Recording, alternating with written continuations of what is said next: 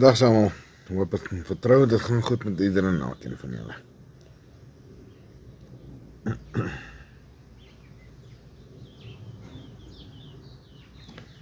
Laat ik net gauw hier.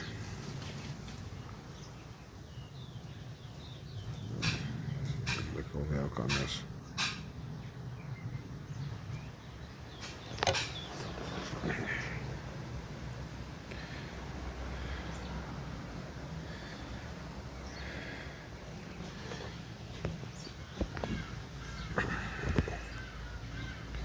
Shalom Gert.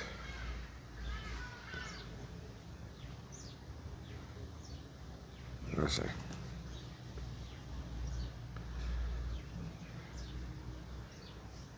Wacht maar net dat ik begin in gang kom.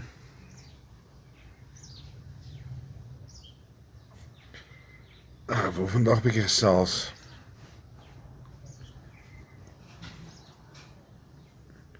Oor die 10 gebooie. Eens 'n bietjie dieper kyk in die geskiedenis daarvan. Hey Boeta, hoe gaan dit? Lekker en jy Kwagga? Ja, goed, het is net 'n bietjie koud vandag. Het is nie 'n By somersdag. ons ook, hy reën lekker hier by ons. Ons is bewolk, maar hy reën nie. Maar hy is koud. Hy is koud. Ek sien hy sneeu daarna by Adams, ek dink is Lesotho of iets, ek is seker nie. Ja, hy waai mos my oor ons. Ja, nee. Nee, daar is julle lekker daarom Kwagga. Ja, er is altyd lekker op die Sabbat. En julle? Ja, nee, dit is baie lekker laat geslaap met die reën man.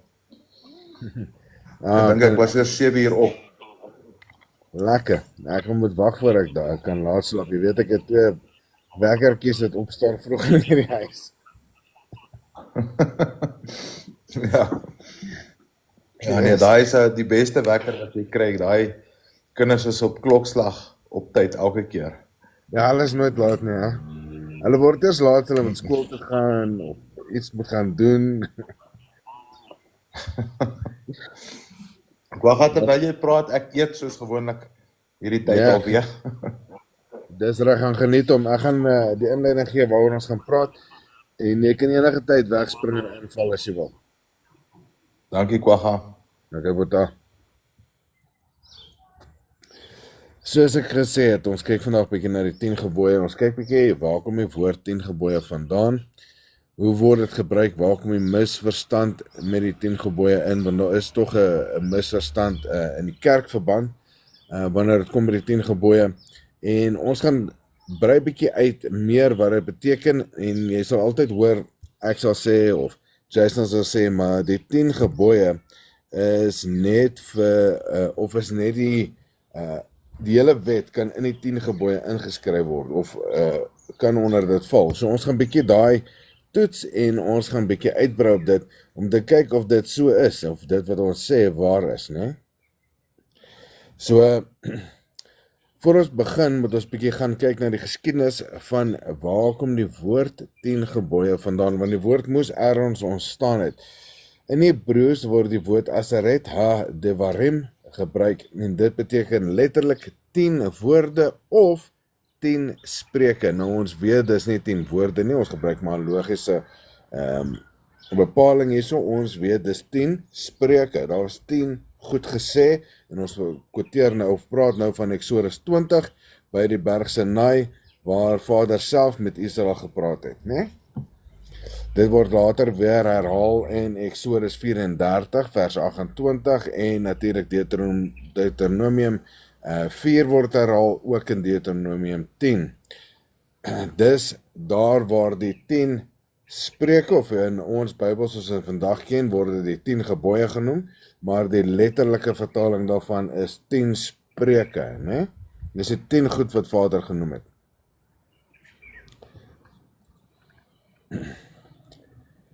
Maar ons praat gereeld van die hele wet wat moet gevolg word. So daar is baie meer as net hierdie 10. So daar is baie meer instruksies, as jy gaan lees van Genesis tot Deuteronomium, daar is baie meer instruksies en verordeninge en insettinge wat gehou moet word as net hierdie 10. Maar ons maak gereeld die aantuiging dat daardie wette, verordeninge en insetting kan almal vasgevang word in daardie 10 spreuke. En ek gaan dit noem die 10 spreuke vanaf en nie die 10 gebooie nie. Kerke het dit begin noem die 10 gebooie, want in die tyd van Alexander die Grote, weer eens, 'n government wat hulle mense wil beheer was betrokke. So, toe het die Grieke die Hebreëus vertaal en hulle het dit gedoen in Grieks en dit was die Septuaginta of ietsie soos dit genoem. Daarin, ek het die Latynse woord of die Griekse woord hierso, is Deka 10 logos woorde. So dit was in die Septuagint in vertaal as 10 woorde, né? Later in Latyns Vulgata, dis nou in die Romeinse tyd, is dit Decem Praecepta, die 10 voorskrifte, die 10 godsbepalings vertaal. En jy sien hoe die line pen of the scribe, hier so nou die goedjies 'n bietjie verander. So ons is van die 10 spreuke af na 10 woorde toe, van die 10 woorde na 10 voorskrifte, godsbepalings toe, né? Toe die kerke in die Romeinse en later protestante tradisies dit oorneem, het hulle dit toe verander na die 10 gebooie. En dit as 'n selfstandige wetblok uitgelig. So met ander woorde, hulle het gesê hierdie 10 gebooie is wat jy moet onderhou. So, jy nou sien hoe al die ander voorskrifte nou wegval en hoe bring hulle dit nou hier na die 10 gebooie toe. Nou, dit veroorsaak 'n probleem. Okay? Dit gee die indruk dat daar net 10 gebooie is vir jou om te volg. Die res dra minder gewig, die res is nie van toepassing, kan jy sien hoe maklik hulle nou die res van die wette wegskuif, want toe ek groot geword het, hulle nog sê, met 10 gebooie hou, maar die res van die wette is nie belangrik nie.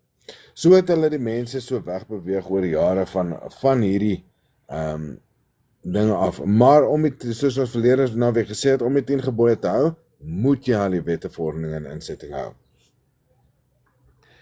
So Yahweh sê self, dit is sy verbond, hierdie 10 spreuke wat hy gegee het, né? En ons gaan nou in Eksodus 20 lees, wat het gebeur na die 10 spreuke? Hoekom is daar net 10 spreuke? Hy sê, hierdie is my verbond, hierdie 10 spreuke en ek het jou nog baie verordeninge en insettinge gegee om na te kom. Hy het wat gedoen? Hy het vir ons 10 spreuke gegee en hy het ons nog baie verordeninge en insettinge gegee. Ek lees nou Deuteronomium 4 vers 13 en 14. So as jy net die 10 gebooie lees, mis jy hierdie baie belangrike instruksie waar Vader vir ons self sê, ek het jou daardie 10 spreuke gegee, maar ek het jou baie ander verordeninge en insettinge gegee om ook te volg. Kom ons gaan lees gou-gou. Wat het gebeur? Hoekom het dit gestop by 10? Gee my net 'n sekonde, ek gaan gou my bril haal.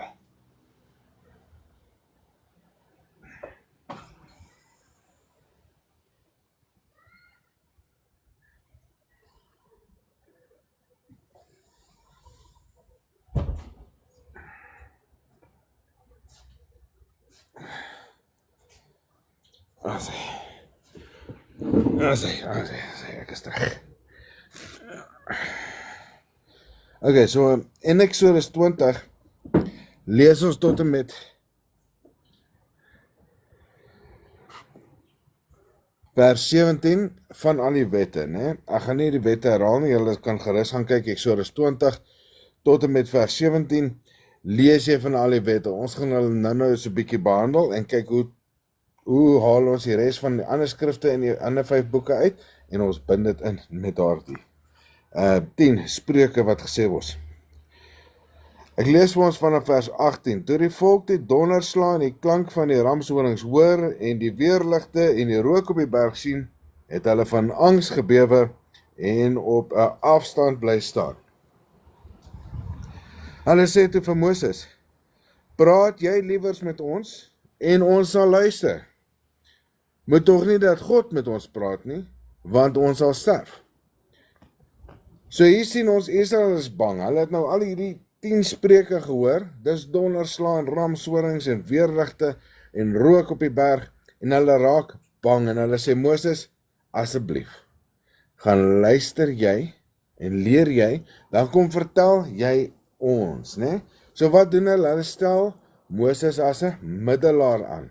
Hulle sê, wees jy ons middelaar, gaan leer jy hierdie dinge, en dan kom leer jy dit vir ons, sodat dit nie, was nie veronderstel om te stop by die 10 spreuke nie.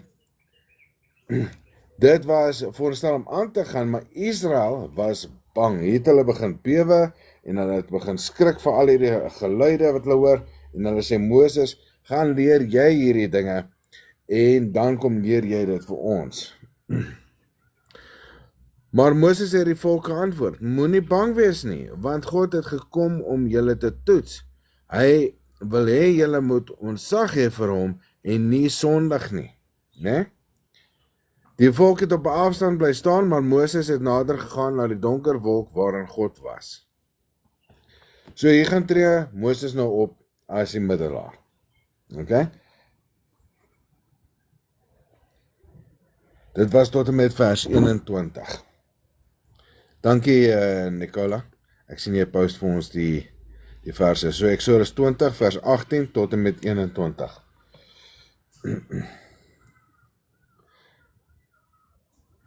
So dit was vir Moses gegee om die volk te leer, né? Daarom het hy die eerste 5 boeke, die boeke van Moses, die wet gaan skryf, want dit is vir ons om te leer, want Israel was te bang om met hulle eie woorde dit direk te hoor, né?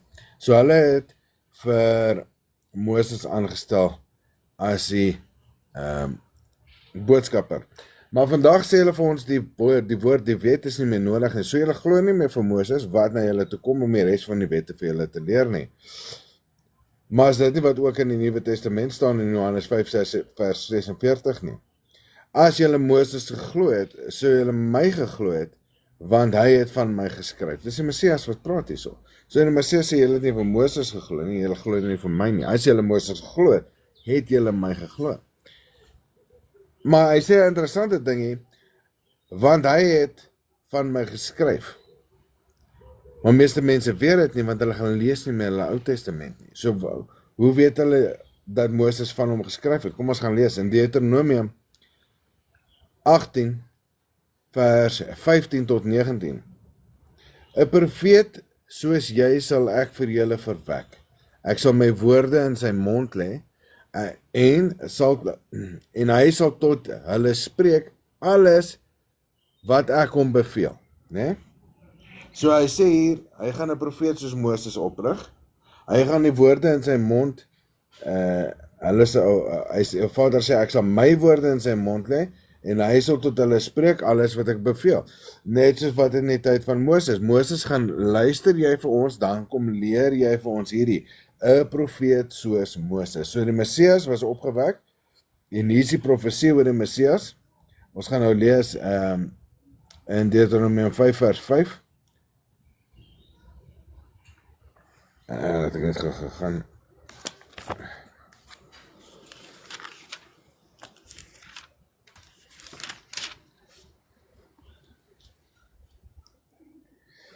Ek het destyds tussen Jahwe en julle gestaan om die gebod van Jahwe aan julle deur te gee, want julle was te bang vir die vuur en julle het nie teen die berg uitgeklim nie. So hier sê Moses, ek het as 'n middelaar vir julle opgetree, né? Die Messias is 'n middelaar vir ons, want hy tree tussen Vader en ons op, maar Moses was die eerste middelaar wat die wet na ons toe gebring het. Yeshua Messias is die tweede middelaar wat nou vir ons ook die wet, 'n profeet soos Moses.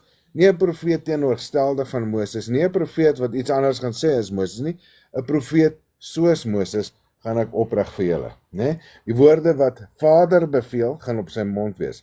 So Vader het vir Moses beveel wat hy vir Israel moet leer. So gaan die profeet wat hy oprig ook, net soos Moses, vir hulle die bevele van Vader leer, né?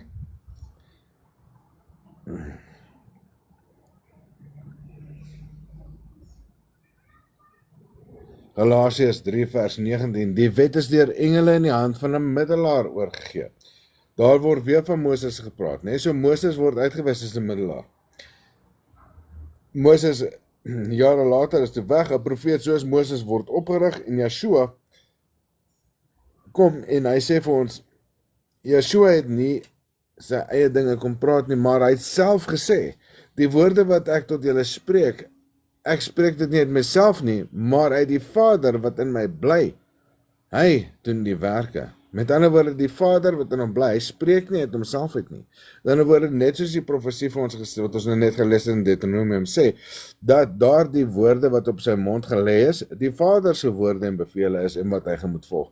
En hier sê dit vir ons self as 'n getuienis, bevestiging van daardie profesie, né? Hy is dus die profeet soos Moses wat opgerig is om weer middelaar te wees, om weer die wette, verordeninge en insettinge terug te bring na die Israel toe, dat hulle weer die bevele van Vader kan leer en onderhou. Dus die 10 spreuke is die beginpunt.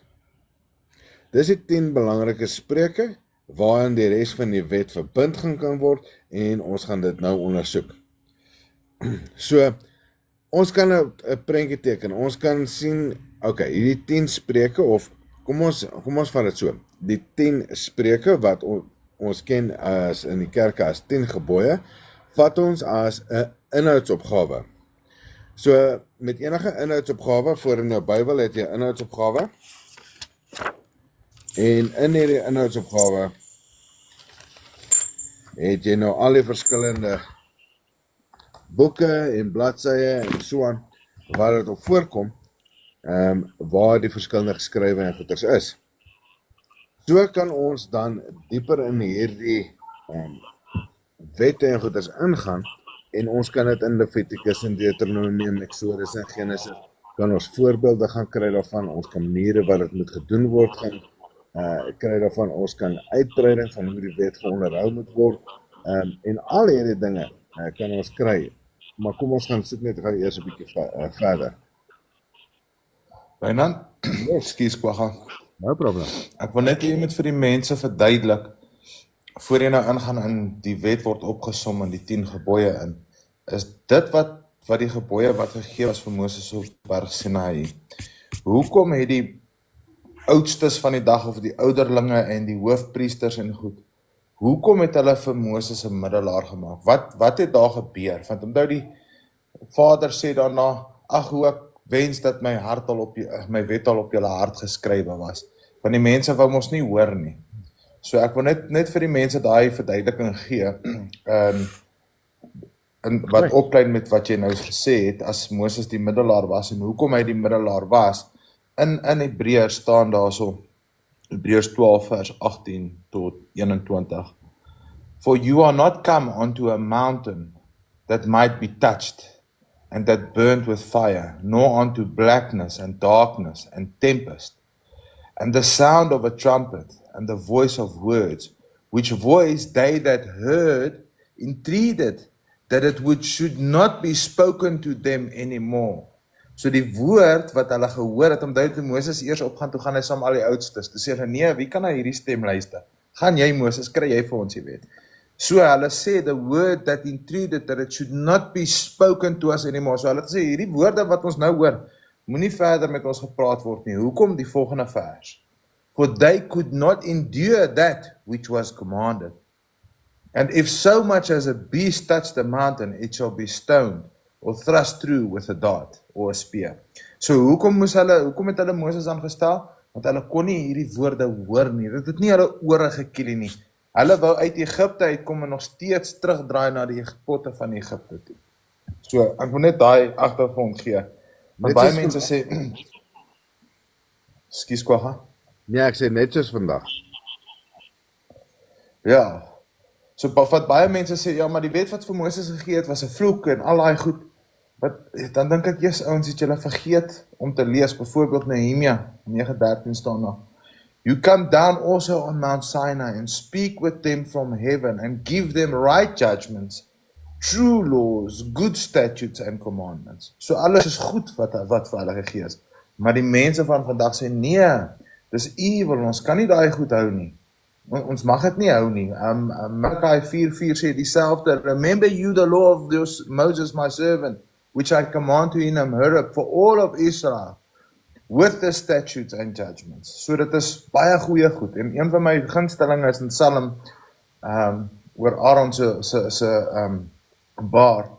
Daar staan, behold, how good and how pleasant is it for brethren to dwell together in unity.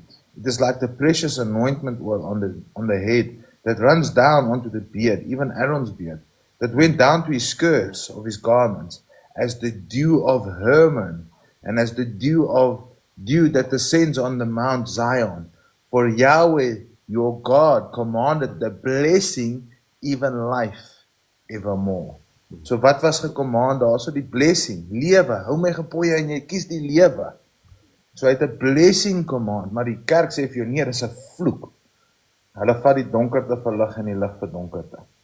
Ek wil net daai ge-add het, van die mense van die tyd, toe die Vader hulle uit Egipte uitlei, het gesê, ja, ons wil uit, ons wil die feeste hou, ons wil jou wette hou, maar ons is hier onder 'n juk van Farao. En die Vader rig vir Moses op en hy lei hulle uit. Maar toe hulle nou kom om die wet en goed te hou, toe sit vir hulle te swaar. Toe sê hulle, nee, wie kan na hierdie woorde luister? Hierdie goed is te swaar vir ons. Gaan jy, Moses, en ons sal alles doen wat jy beveel. Ja. Nee, dit taai mooi in met wat ek hier sou sê, Boeta. Dis hoekom ek sê, trek weg, laat wil net wanneer jy iets wil byvoeg. Nee, is reg, ek wou maar net daai agtergrond gee vir die mense, dat hulle besef, wat se harte die mense het. Want party mense in daai tyd het verharte gehad, soos daai wat in die wildernis moes afsterf vir 40 jaar. En party mense ontwaak in 'n generasie soos koning Dawid. En hy het 'n hart vir die Vader. Hy word die oogappel van die Vader genoem, want hy hou baie meer as net die 10 gebooie. Dit is vir hom sy verlustiging. So, daar's 'n verskil. Daar's twee mense wat daarso verskyn. Een wat 'n hart van klip het en een wat die hart na die Vader het. En daarom is die wette of die 10 slagspreuke geskryf op klippe en nie op harte nie, want harte is van klip. Dit is baie simbolies om die verteenwoordigheid van daai tyd se Israeliet, dat sy hart soos klip is, sy hart is hard, en daarom is dit moeilik vir jou om die wette te volg en die verordeninge te volg as jy liefde nie vir God is nie, want God sê hoeveel keer vir ons, as ons hom wil lief het, moet ons sy gebooie onderhou. So as jy nie sy gebooie onderhou nie, kan jy God lief hê? Jy kan nie, want dis nie wat die skrifte sê nie. Die skrifte sê dit duidelik. As jy God wil lief hê, dan moet jy sy gebooie onderhou. Jy moet sy wette, verordeninge en insettinge. Dit is al die gebooie, nie net daardie 10 gebooie, soos wat die kerk later vertaal het nie, né? Al die spreuke, alles wat hy vir ons gesê het, soos nou nog gelees in Deuteronomium. Hy het vanuit die 10 spreuke gegee, en baie meer verordeninge en insettinge wat hulle moet onderhou. Dit alles saam maak sy gebooie. Daar is nie net 10 nie, daar was 10 spreuke gegee voordat Israel vir Moses gesê het, gaan hoor jy vir ons na die res, en kom leer. Ons sal na jou luister, net soos jy sê nou mooi vir ons verduidelik het hoor. Net daarby las met wat jy nou sê, daai 10 spreuke wat die riglyn is van die totale wet, hulle verduidelik vir jou in die Vader verduidelik vir jou in sy wet, insettinge en verordeninge, wat sy beeld en karaktereienskappe is. Hy sê vir jou presies daar, wat hy lief het en wat hy haat, wat hy verpes en wat hy verkoester. Al daai goed word daar opgesom vir jou. So om vir jou om die beeld van die Vader te sien, regverdigheid of onregverdigheid, moet jy die wet ken, want dan ken jy die karaktereienskappe van die Vader. Dan kan jy mos nou teruggaan en sê, ja Vader, ek stem saam, jy is 'n regverdige God. Ek wil myself vorm na jou beeld toe. En dis hoekom hy sy seun gestuur het, sodat ons na daai beeld toe getrek kan word, sodat ons weer in die beeld van die Vader kan verskyn. Dieselfde beeld wat Adam en Eva aangemaak is. Adam en Eva was nie gemaak in die beeld van God, omdat hulle nou 10 vingers en 10 tone en 'n neus en 'n mond en al daai dinge het nie. Ons God is gees, hy is nie 'n fisiese mens soos ons nie. Mens is geskape na sy beeld, na sy karaktereienskappe. En daai eienskap is verlore toe die gesag aan die Satan oorgegee is met die misleiding.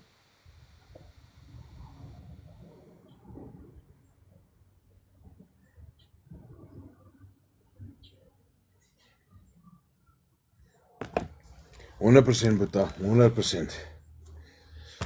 Sien, en dis hoekom ons praat oor hierdie ding vandag, want baie mense sê, nee maar, ek volg die 10 gebooie, maar die ander wette is nie meer nodig nie. Dis 'n bietjie onmoontlik om die 10 gebooie te volg, en te sê die ander wette is nie meer nodig nie. En ons gaan 'n bietjie kyk daarna, hoekom ek so sê.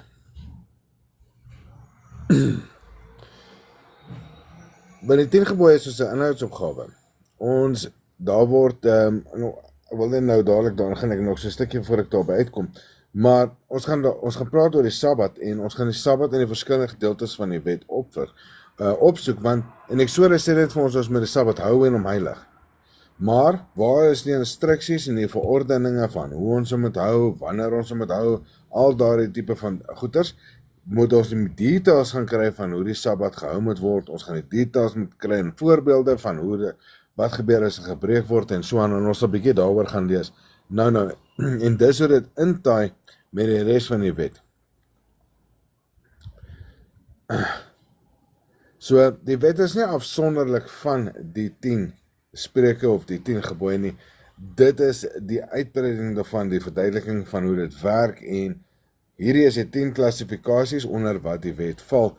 Alles in daardie 10 klassifikasies kan jy die wet aan verbind, né? En ons gaan dit ondersoek. So, deel van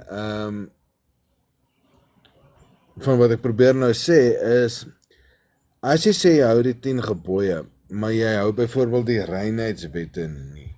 So jy besluit, okay, ek hou die 10 gebooie, maar ek eet vark, né? Dis waarvan Jakobus eintlik praat, want onthou, die Messias sê vir ons, Jakobus 2 vers 10, hy sê, dat ek nie gedink, kom ons gaan lees dit net gaan. Hy praat daarvan, dat as jy een wet breek, dan breek jy al die wette, né? Jy moet onthou met wie hulle praat hierso, want hulle was gestuur na die verlore skape van Israel toe. So die verlore skape van Israel is die mense wat nie meer die wet onderhou het nie. So dis die mense wat gesê het, ek hou die 10 gebooie, maar ek eet nog vark, of my Sabbat is enige dag van die week, of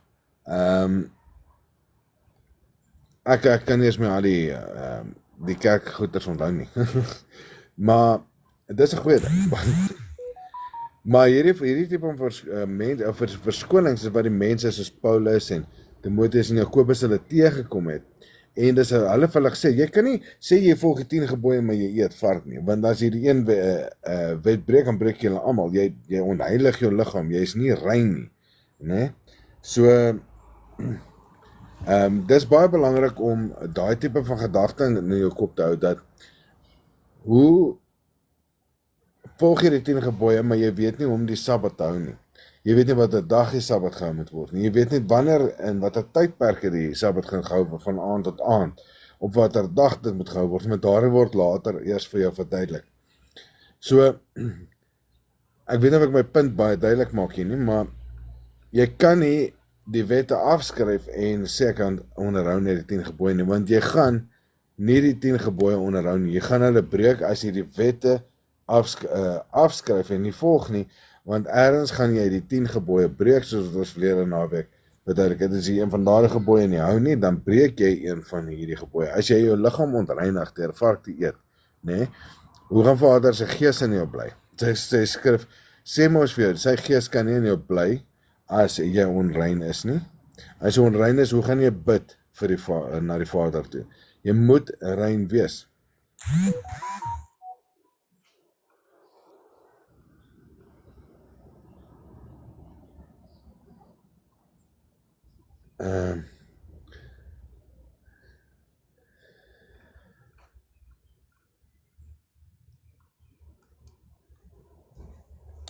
Kom ons gaan na die Sabbat toe.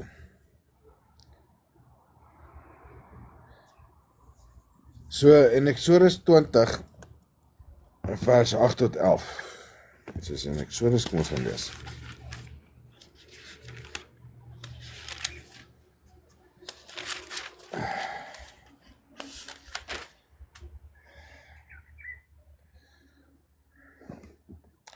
Sorg dat jy die Sabbatdag heilig hou. 6 dae moet jy werk en alles doen wat jy moet, maar die 7de dag is die Sabbat van Jahwe jou God. Dan mag jy geen werk doen nie, jy mag nie jy of jou seun of jou dogter of jou man of vrou wat vir jou werk of enige dier van jou of vreemdeling by jou nie. Die Jahwe het in 6 dae die hemel en die aarde en alles daarin gemaak en alles daarop en die see en alles daarin. Op die 7de dag het hy gerus en daarom het Jahwe dit as 'n gereelde rusdag geheilig. Okay? So, Vader het die Sabbat gecreëer, hy sê vir ons, vir 6 dae gaan jy werk, op die 7de dag moet jy rus, alle werk, nie jy, jou dogter of die kind of jou wat vir jou werk, of enige dier op jou, in jou besit, mag werk op hierdie 7de dag, die heilige Sabbatdag nie, né?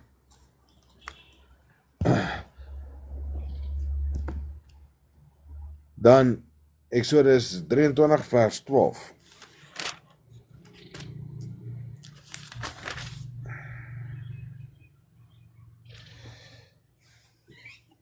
In 6 dae moet jy jou werk doen, maar op die 7de dag moet jy nie werk nie, sodat die beeste en die donkies kan uitrus, en jou werksmense en die vreemdelinge wat by jou 'n bietjie kan, vreemdeling by jou 'n bietjie kan asem skep, né?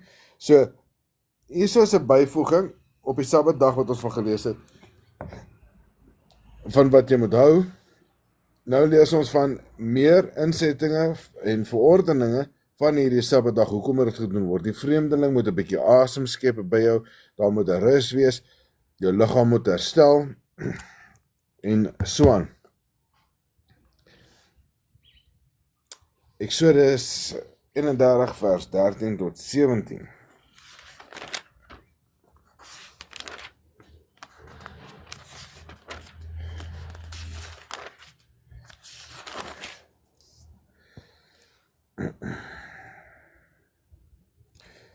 Jy moet vir die Israeliete sê, onderhou my Sabbate. Dit is van geslag tot geslag 'n teken tussen my en julle, sodat julle kan besef dat ek, die Jahwe, julle vir my geheilig het, né? So hierdie is 'n teken tussen Israel en Vader, dat hy ons geheilig het as ons dit onderhou, né? So dit is 'n vorm van heilig, né? Onderhou dus die Sabbat, dit moet vir julle 'n gewyde dag wees. Hy wat dit ontwy moet doodgemaak word. Dis hoe ernstig hierdie saak voor Vader is, né? Wie op die dag werk, moet van sy volk afgesny word. 6 dae kan daar gewerk word, maar die 7de dag is 'n rusdag, 'n Sabbat wat gewy is aan my, die Jahwe. Elkeen wat op die Sabbatdag werk, moet doodgemaak word. Die Israeliete moet die Sabbat onderhou, ook op hulle nageslag lê die verbond, 'n blywende verpligting om die Sabbat te onderhou. Dit sal vir altyd 'n teken wees tussen my en die Israeliete. In 6 dae het ek, die Jahwe, die hemel en die aarde gemaak, maar op die 7de dag het ek nie gewerk nie, maar gerus, né? Ek gaan vir ons vers 18 ook lees. Nadat die Jahwe op Sinai berg met Moses gepraat het, onthou hy het vir Moses gestuur om dit vir mense te leer, het hy 2 plat klippe met die getuienis daarop aan Moses gegee. 2 plat klippe met getuienisse vir Moses gegee. Dit is die plat klippe waarop God met sy vinger geskryf het. So, hier lees ons nou verder in die wetboeke, wat Moses vir ons geskryf het, verdere verduidelikings van die Sabbat. So ons kan meer inligting oor die Sabbat deur hierdie wette te lees. So ons kan nie net die Exodus 20 die 10 gebooie gaan lees soos die kerk ons leer nie. Ons moet die res van die geskrifte van Genesis tot Deuteronomium gaan lees, om te gaan kyk na al die dinge wat by die Sabbat gedoen moet word, né? Kom ons gaan lees vers 35, 2 tot 3.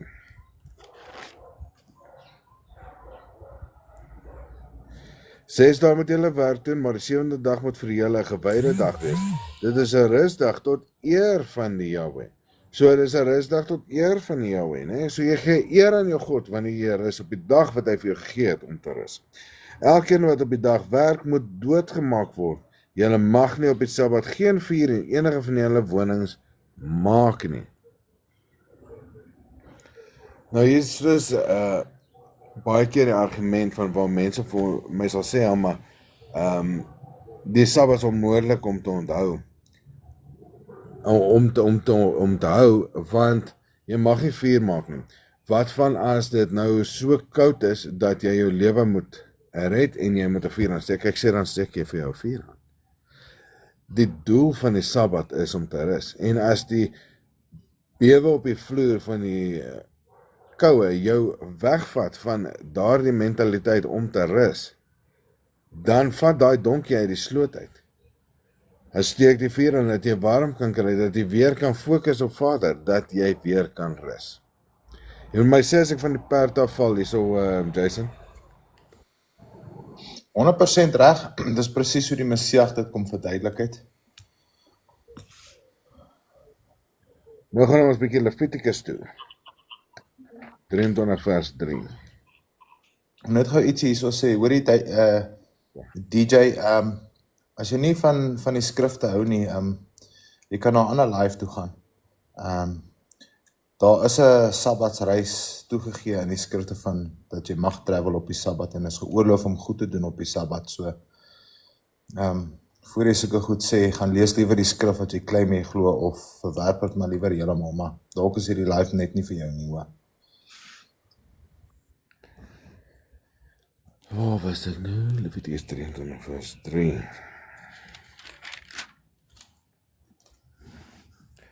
Smeeuw nie ek my lekker rond, nee. Dan sal hy beter, dan sal hy weer kak. 6 dae moet julle werk, maar die 7de dag is 'n rusdag, 'n Sabbatdag waarop julle gewyde byeenkoms moet hou. Dan mag julle geen werk doen nie. Julle moet die Sabbat aan die Jahwe wy, maar waar julle ook al woon. Verder is daar ook die volgende feeste tot my eer. So, hier word vir ons die Sabbatsfees verduidelik, en dan lees ons nou verder. Verder is daar ook die volgende feeste tot my eer. So, die Sabbat is 'n fees. So, al die feeste, en hier sê dit vir ons in Levitikus, nou gaan dit vir ons vertel van die Pesach, dit gaan vir ons vertel van die fees van weke, dit gaan ons vertel van die Hittefees en die fees van versoening en die trompettefees en al die feeste wat aan Vader toegewy is, nie die Kersfeeste en nie. Ek kan nie eens onthou wat die ander een is nie. Ja. Dis die Kersfees en die Easter en die Easterfeeste, die Queen van Ishtar. Daar is die wat sy hartjie ding wat hulle doen.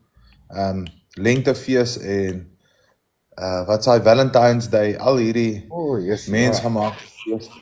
Goeie genig gebod van tradisies. Daar het dit aan my brein verlaat, hoor. Dis 'n goeie ding. Ja, ek sit nou en dink, ek kan nie eers, nou dat jy dit noem nou onthou ek nie, Kersfees is vars in my geheue, want elke winkel wat ek in loop, is nou al klaar besig om, hoeveel maande voor die tyd is dit? Dis die Oktober, dat al in September begin om die goed uit te pak. Elke jaar raak het vroeër, wat gaan hulle in Januarie Kersfees goed uitpak volgende jaar?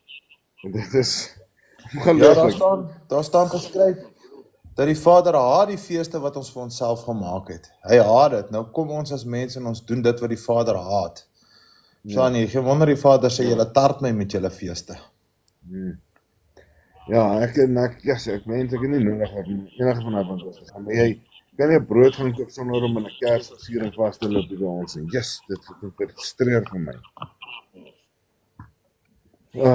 Al bak ek om myself, moet ek nog steeds 'n meel in die winkel gaan koop.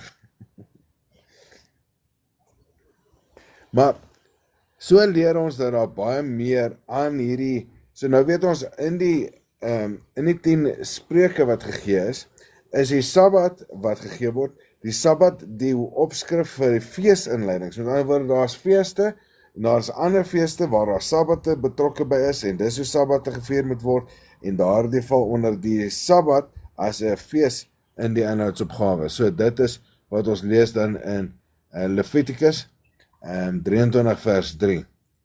Ook gaan ons in Levitikus lees van die Sabbatsjare, en ons gaan leer van die Sabbatsjare. In Numeri gaan ons leer van die man wat gestraf is, so hier is nou 'n voorbeeld van wat gebeur van iemand wat die Sabbat oortree, en hoe hy gestraf was. Dit is, daarso kan ek jou nou sê, anders as wat ons nou van gepraat het. Die man het moeswillig dit gedoen. Daar is 'n moeswillige sonde, en daar is 'n onwetende sonde. Onwetende sonde, of moeswillig om te weet, ek mag nie vuur maak op die Sabbat nie, en ek gaan kollekteer hout, want ek wil braai. Nie om my lewe te red, want ek is besig om koud te kry nie, of ek wil nou braai, ek wil dit doen vir my genot, die rugby kom nou op. Dis moeswillig. Vir dit, om die Sabbat so te breek, vir dit moet jy gedood word, want jy is besig om daai eer van jou Vader weg te vat, en sy Sabbat so te verbreek.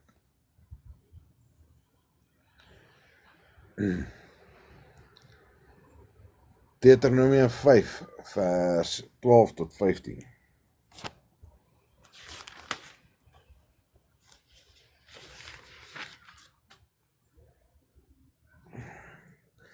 Jy wil die Sabbatdag so deurbring dat jy dit heilig hou, soos die Jahwe jou God jou beveel het.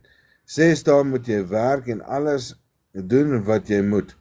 Maar op die 7de dag is die Sabbat van Jahwe jou God. Dan mag jy geen werk doen nie.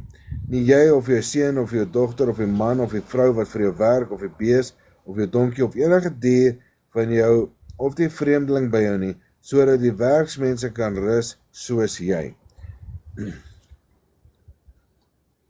Jy moet daaraan dink dat jy in Egipte 'n slaaf was en dat die Jahwe jou God jou deur 'n groot krag en groot magtige dade daaruit bevry het. Daarom het die Jahwe jou God jou beveel om die Sabbatdag te onderhou. Dit is 'n belangrike gedeelte wat ons nou lees daar in vers 15. Hier dien dit ook waar ons moet sit en ons moet onthou wie is ons God. Ons moet onthou dat ons God is die een wat ons bevry het toe ons in slawerny in Egipte was, né?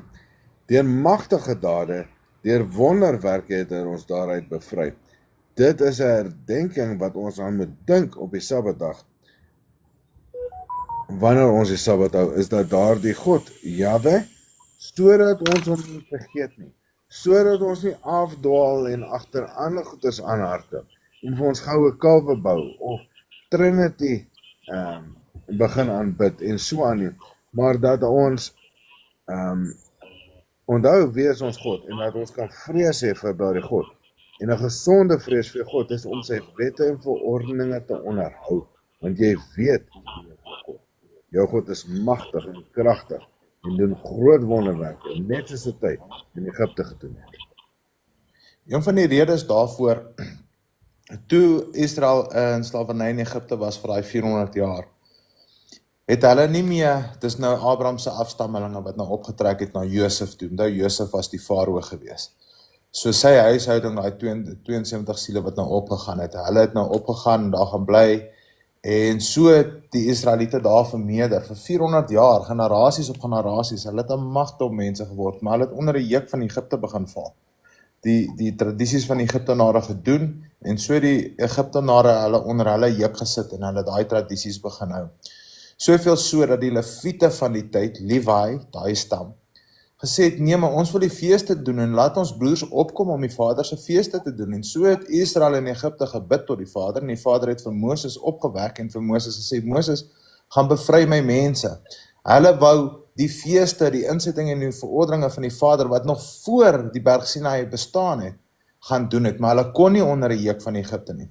So die Vader hulle uit Egipte uitgelei, na die berg Sinaï toe, en hy het die wet in 'n verbond gesluit met hulle, sodat hulle dit kan hou. En dis hoekom dit 'n herinnering aan ons kinders moet wees, is onthou die Vader het ons voorouers bevry daaruit, sodat ons hom kan dien. En net so vandag, sit broers en bid tot die Vader in hierdie Babyloniese stelsel. Vader, wanneer stuur jy jou seun dat hy ons kan bevry uit hierdie stelsel uit? Dat ons ook kan opgaan na die berg Sinaï toe, daar waar die Messia gaan afdaal en op die troon van Dawid sit, sodat die wet en die getuienis kan vloei uit die berg Sinaï uit, soos dit geprofeteer is.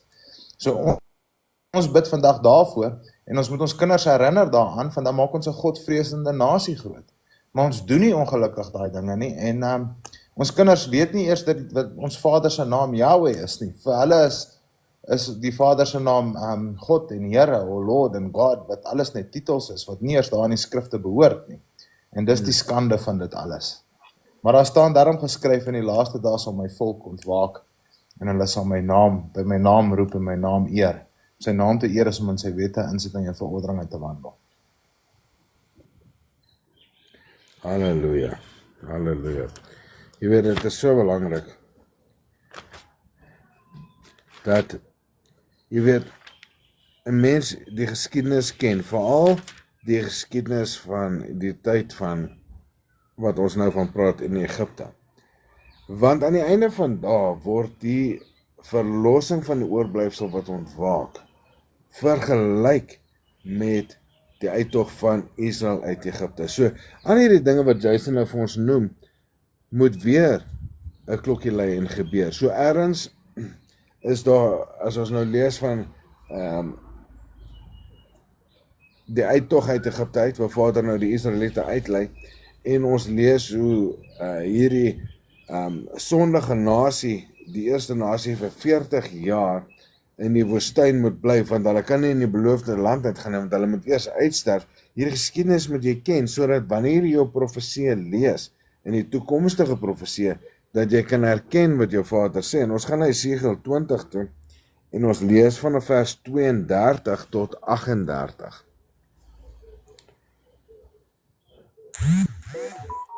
Want in julle gedagtes opgekom het, sal nie gebeur nie. Julle dink ons wil soos die ander nasies wees, soos die mense in die ander lande, ons wil hout en klip dien.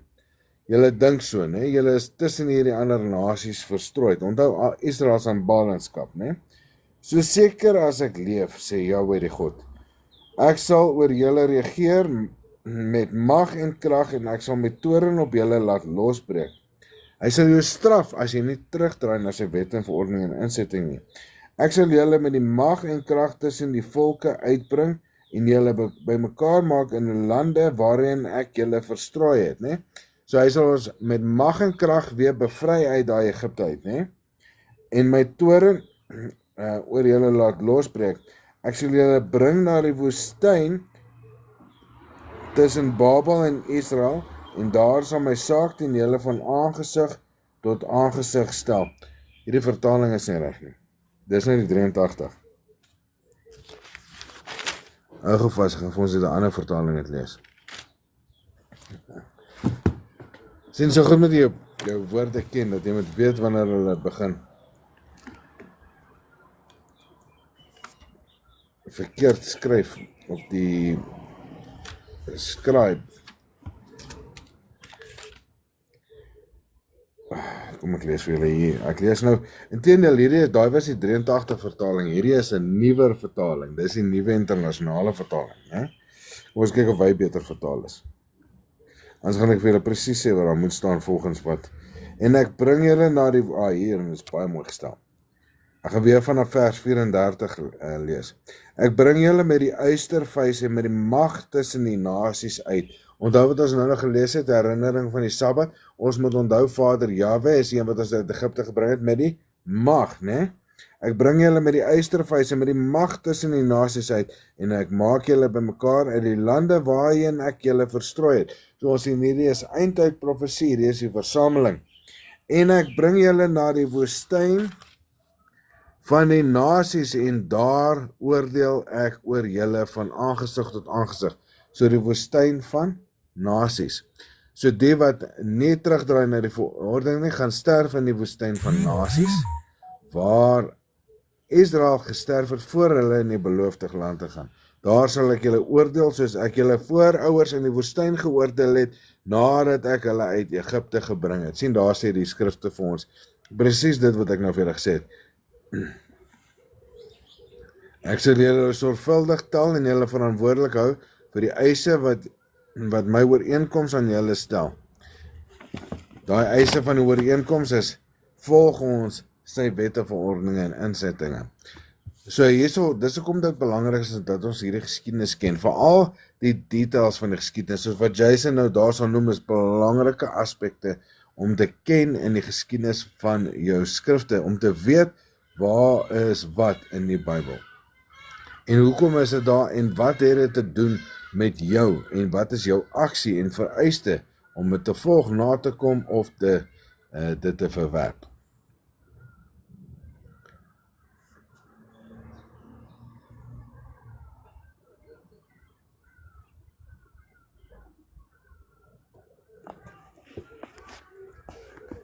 Hier is 'n interessante enetjie.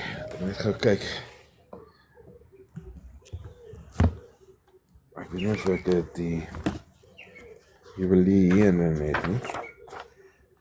Jubilee is 'n fantastiese boek as jy wil meer gaan leer oor die Sabbat. Jubilee 50 is behandel heeltemal oor die Sabbat.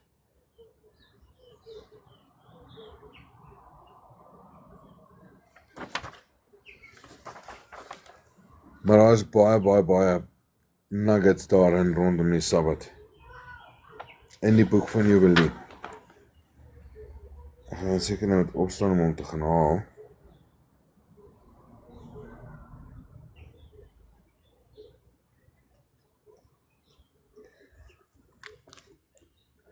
Gee my net 'n sekonde, gaan net die boek van Jubilee haal.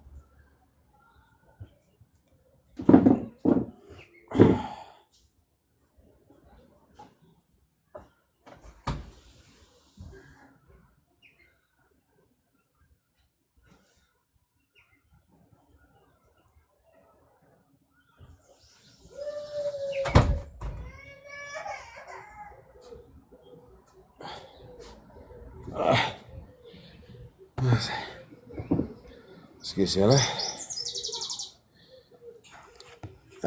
Jubilee 2.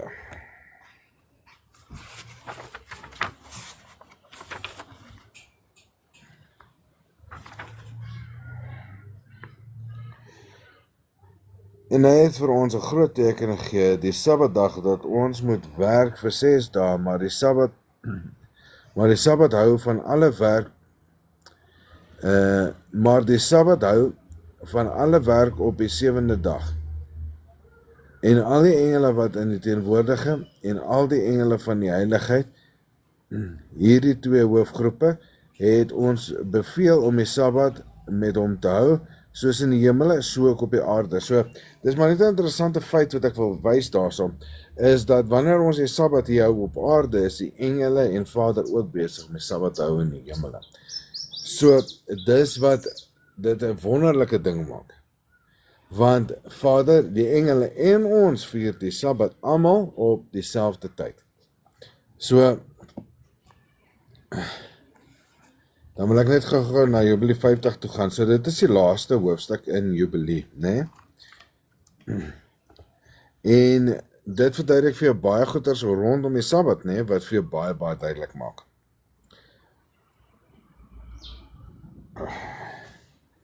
En kyk, die wette oor die Sabbatte en al die bepalings en wetsoordele het ek vir jou neergeskryf. 6 dae moet jy arbei, maar die 7de dag is die Sabbat van Jahwe jou God. En jy sien dat ons dit so deur die skrifte herhaaldelik lees. Ek meen oor en oor lees jy dit raak, né? So hoe belangrik is hierdie Sabbat vir jou om te onderhou, en dit sê elke keer vir 6 dae moet jy werk, op die 7de dag moet jy onthou. So die leidraad is hier deur. Dwars deur die skrifte word dit vir jou gegee, en jy moet onthou, dit word soveel keer herhaal, want dit gaan seker die enigste fees wees, wat jy reg kan hou, aan die einde van daag. Daarop mag jy geen werk doen nie. Julle of julle seuns, of julle diensknegte, of julle diensmagte, of julle vee, of julle vreemdelinge, wat by julle is nie. Die een wat enige werk daarop doen, moet sterf. Wie ook al op die dag ontheilig, wie ook al by 'n vrou ingaan of wie ook al daarop praat of daarop praat oor enigiets wat hy wil doen, die volgende dag wil verkoop of verkoop, of wie ook daarop water uit die put trek, omdat hy nie, luister baie mooi hier, né? En wie ook al water uit die put trek, omdat hy nie onthou het om dit te trek op die 6de dag nie, of enige las dra om dit uit die tent of huis neem, moet sterf, né? So, wat hy nie onthou het om te doen op die 6de dag nie. So hier is 'n verantwoordelikheid wat van jou verwag word, né? Om voorbereiding te tref, of voorbereiding te maak op die 6de dag vir die Sabbat. Dit is die voorbereidingsdag. So jy moet anticipate, of jy moet vooruit dink, wat gaan ek alles nodig hê hierdie Sabbat, en dit voorberei op die 6de dag. Sodat jy nie gevang word om water te trek uit die put, want jy het dit nie getrek op die 6de dag nie. So ons gewoonte by ons huis is, wanneer die Vrydagoggend begin, ons wag nie eers tot die aand voor die tyd, en prys Vader dat ons hierdie geleentheid het om so te kan werk. Maar my Sabbatte is al so mooi vir my gegee, dat ek die hele dag gebruik vir voorbereiding vir my Sabbat. By 1 uur die middag is my kos al voorberei vir die Sabbat, en ek begin aan die ander klein goedjies werk om seker te maak as mense kom dat daar genoeg van dit is, dat al daai goedjies word in plek gesit op die 6de dag, sodat wanneer die 7de dag kom, is daar voorbereiding getref, ingeval daar mense kom, is dit, het ek nie nodig om daardie tipe van dinge te doen. Die mens kry partykeer nog steeds die geval waar iemand opdag, maar ek probeer maar altyd voorbereid wees vir al daardie tipe van dinge, sodat selfs as ek 'n gas kry wat ek onverwags ontvang, probeer ek altyd vir dit ook voorbereid wees, of as ek weet dit gaan 'n koue dag wees, probeer ek voorbereid wees, deur alles reg te hê, vir ingeval ek 'n vuur moet aansteek as dit baie koud raak. My huis is nie baie warm in die winter nie, maar ons daarom net 'n dag of 2 in die winters wat so is, maar ek is baie bevoorreg en prys die Vader daarvoor, dat ek soveel tyd op my voorbereidingsdag het om toe te wy aan my Sabbat. En hy het baie keer dan dink ek by myself, een mens dink mens by myself, yes, maar hoekom het al hierdie dinge met my gebeur, dat ek nou so moet sukkel, maar die mens vergeet van die goeie dinge wat daarby is. Hoeveel tyd ek het om met my Vader se woord te spandeer, hoeveel dinge hy my laat doen, wat direk met hom betrokke is, en hoeveel meer kan ek my Sabbatte nou geniet en benut, sonder om bekommerd te wees oor werk, sonder om bekommerd te wees oor enigiets, kan ek nou ten volkome my Sabbatte geniet. Maar ja, kom ons gaan terug. Ek is nou besig om te rammel oor my situasie. Maar prys die Vader, hy is goed vir my.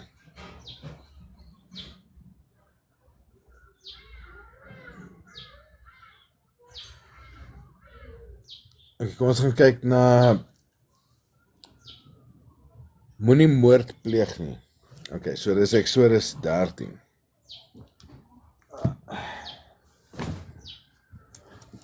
En dan sien hoe ons nou gaan lees op baie verskillende plekke in die geskrifte in die Ou Testament van die Sabbatdag.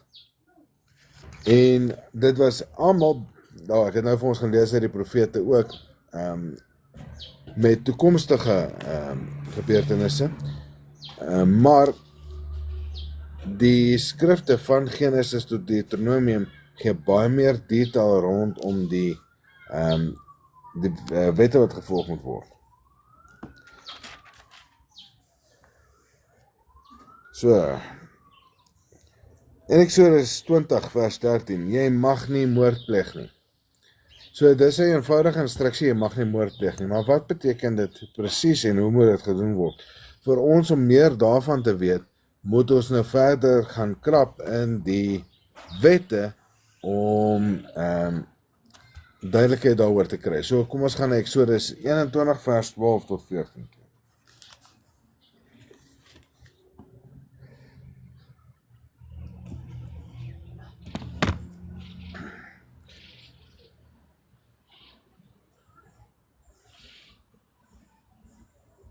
Jy sal sien as jy gaan kyk, voor ons nou dit gaan lees, en jy gaan lees na Eksodus 20, dan word dan seker mooi groeperingkies al klaar vir ons opgeteel.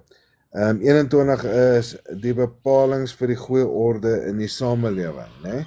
Wat is die bepalings vir goeie orde in die samelewing? Hoe is dit verkeerd? Dit is goeie riglyn om 'n morele samelewing te hê, om 'n goeie samelewing te hê, né? Maar in 'n geval, kom ons kyk gou-gou. 21:12 tot 14, Eksodus 21:12 tot 14. Wanneer iemand doodslaan, wie iemand doodslaan, moet doodgemaak word. Hy wat dit onopsetlik gedoen het, deurdat God dit met hom laat gebeur het, kan vlug na 'n plek toe waar ek vir jou sal uitwys, en dit word genoem toevlugstede. So wanneer jy op 'n ongeluk 'n moord gepleeg het en weet dat iemand dit van jou af kan eis, kan jy vlug na hierdie toevlugstede toe, né? So hierso is nou al klaar vir iemand wat per ongeluk iemand doodgemaak het, 'n oplossing. Wanneer iemand egter 'n ander opsetlik doodmaak, moet hy homself by die altaar wegvat en doodmaak, né? So wanneer jy dit opsetlik gedoen het, soos Kain vir Abel dis ook nie die beste van voorbeelde nie, want hy basies na 'n toevlugstad en hy was uitgeskop was nou met, maar jy het toevlugstede as jy dit onopsetlik gedoen het. As jy dit opsetlik gedoen het, as jy jou broer met opset doodgestaan het, moet jy gedood word.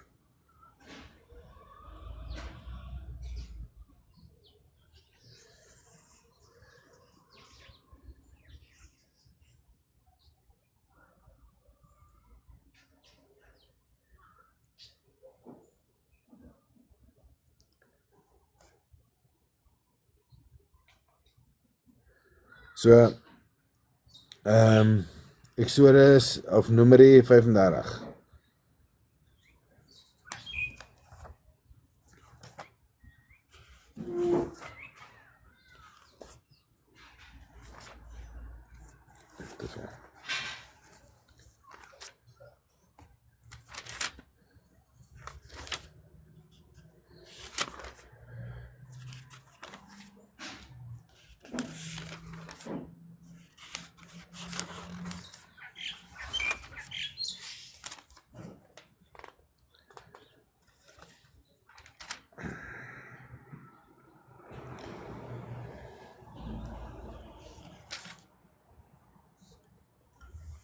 Asielstede. Nou dit is vir die persone om laat te vlug of as hulle nou per ongeluk iemand doodgeslaan het. Die Jahwe het vir Moses gesê, sê vir die Israeliete, wanneer julle deur die Jordaan na Kanaan toe trek, moet julle stede aanwys wat asielstede vir julle kan wees, waarin 'n persoon kan vlug wat onopsetlik die dood van 'n ander veroorsaak het. Dit moet vir julle plekke wees waar julle veilig is teen die wraak van 'n bloedverwante of van 'n oorledene, sodat iemand wat 'n ander se dood veroorsaak het, nie hoef te sterf voordat hy sy saak voor die bevoegde vergadering gelê het nie.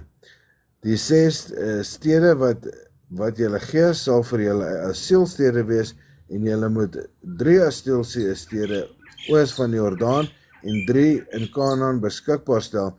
Die 6 stede moet 'n plek van asiel wees, waar die Israeliete sowel as die vreemdelinge en ander uitlanders tussen julle, sodat julle elkeen maar onopsetlik die dood van 'n ander veroorsaak het, daarheen kan vlug, né? So hier is 'n belangrike ding om te weet. So ons weet, jy mag nie doodslaan nie, maar daar is opsetlik en daar is onopsetlik, en hier word meer detail gegee. Wat moet jy doen as dit onopsetlik is en jy kan vlug totdat jy nou jou saak kan gaan stel, en as natuurlik as jy dit opsetlik gedoen het, wat moet gedoen word.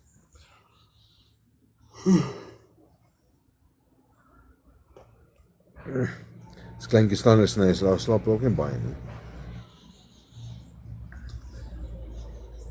Dan sal ons in Deuteronomium 5 weer daarvan lees. Deuteronomium 19, ons kan 'n bietjie daar gaan lees oor die regspraak.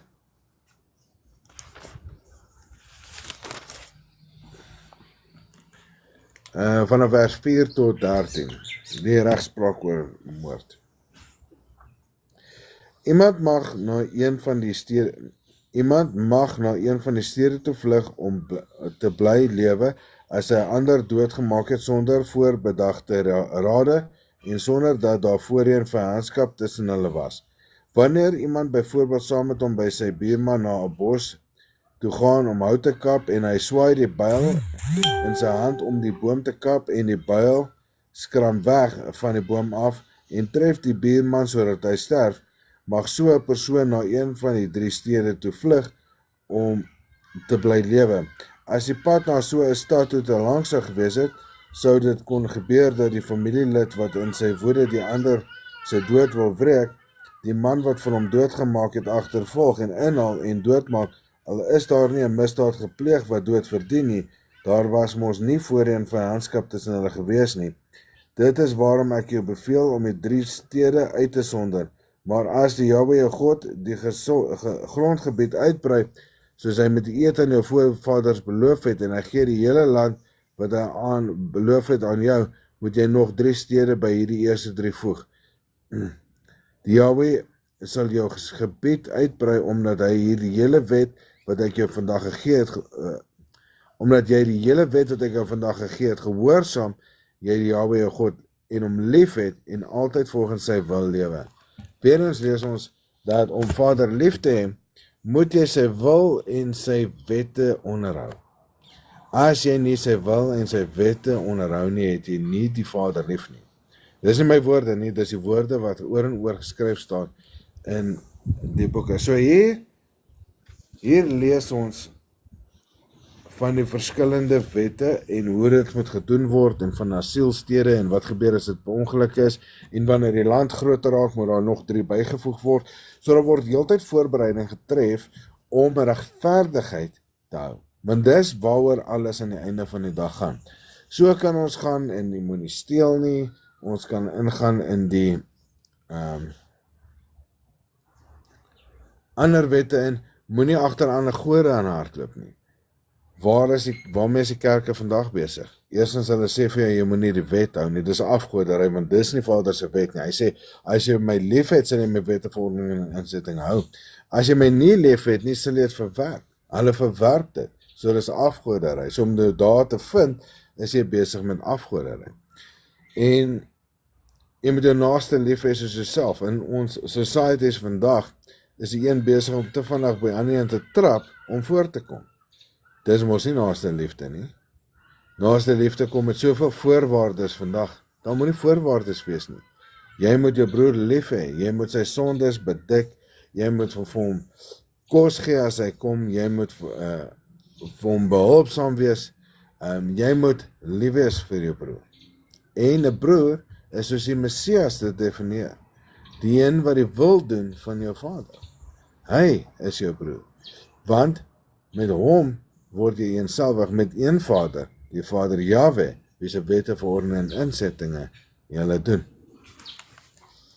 Ek het net tot 12:00 vandag. So ek los nou 'n paar minute oop as enigiemand vra het om te vra vir my en Jason. Rondom die gebooie of rondom wette, waarmee moet julle sukkel of wat vir julle moeilik is om te hou, want dis belangrik dat ons die wette reg verstaan en so kan ons ook saam leer. Ek sê nie ek weet alles van dit nie, maar ek gaan die beste van my vermoë tot wat ek dusver geleer het met julle deel.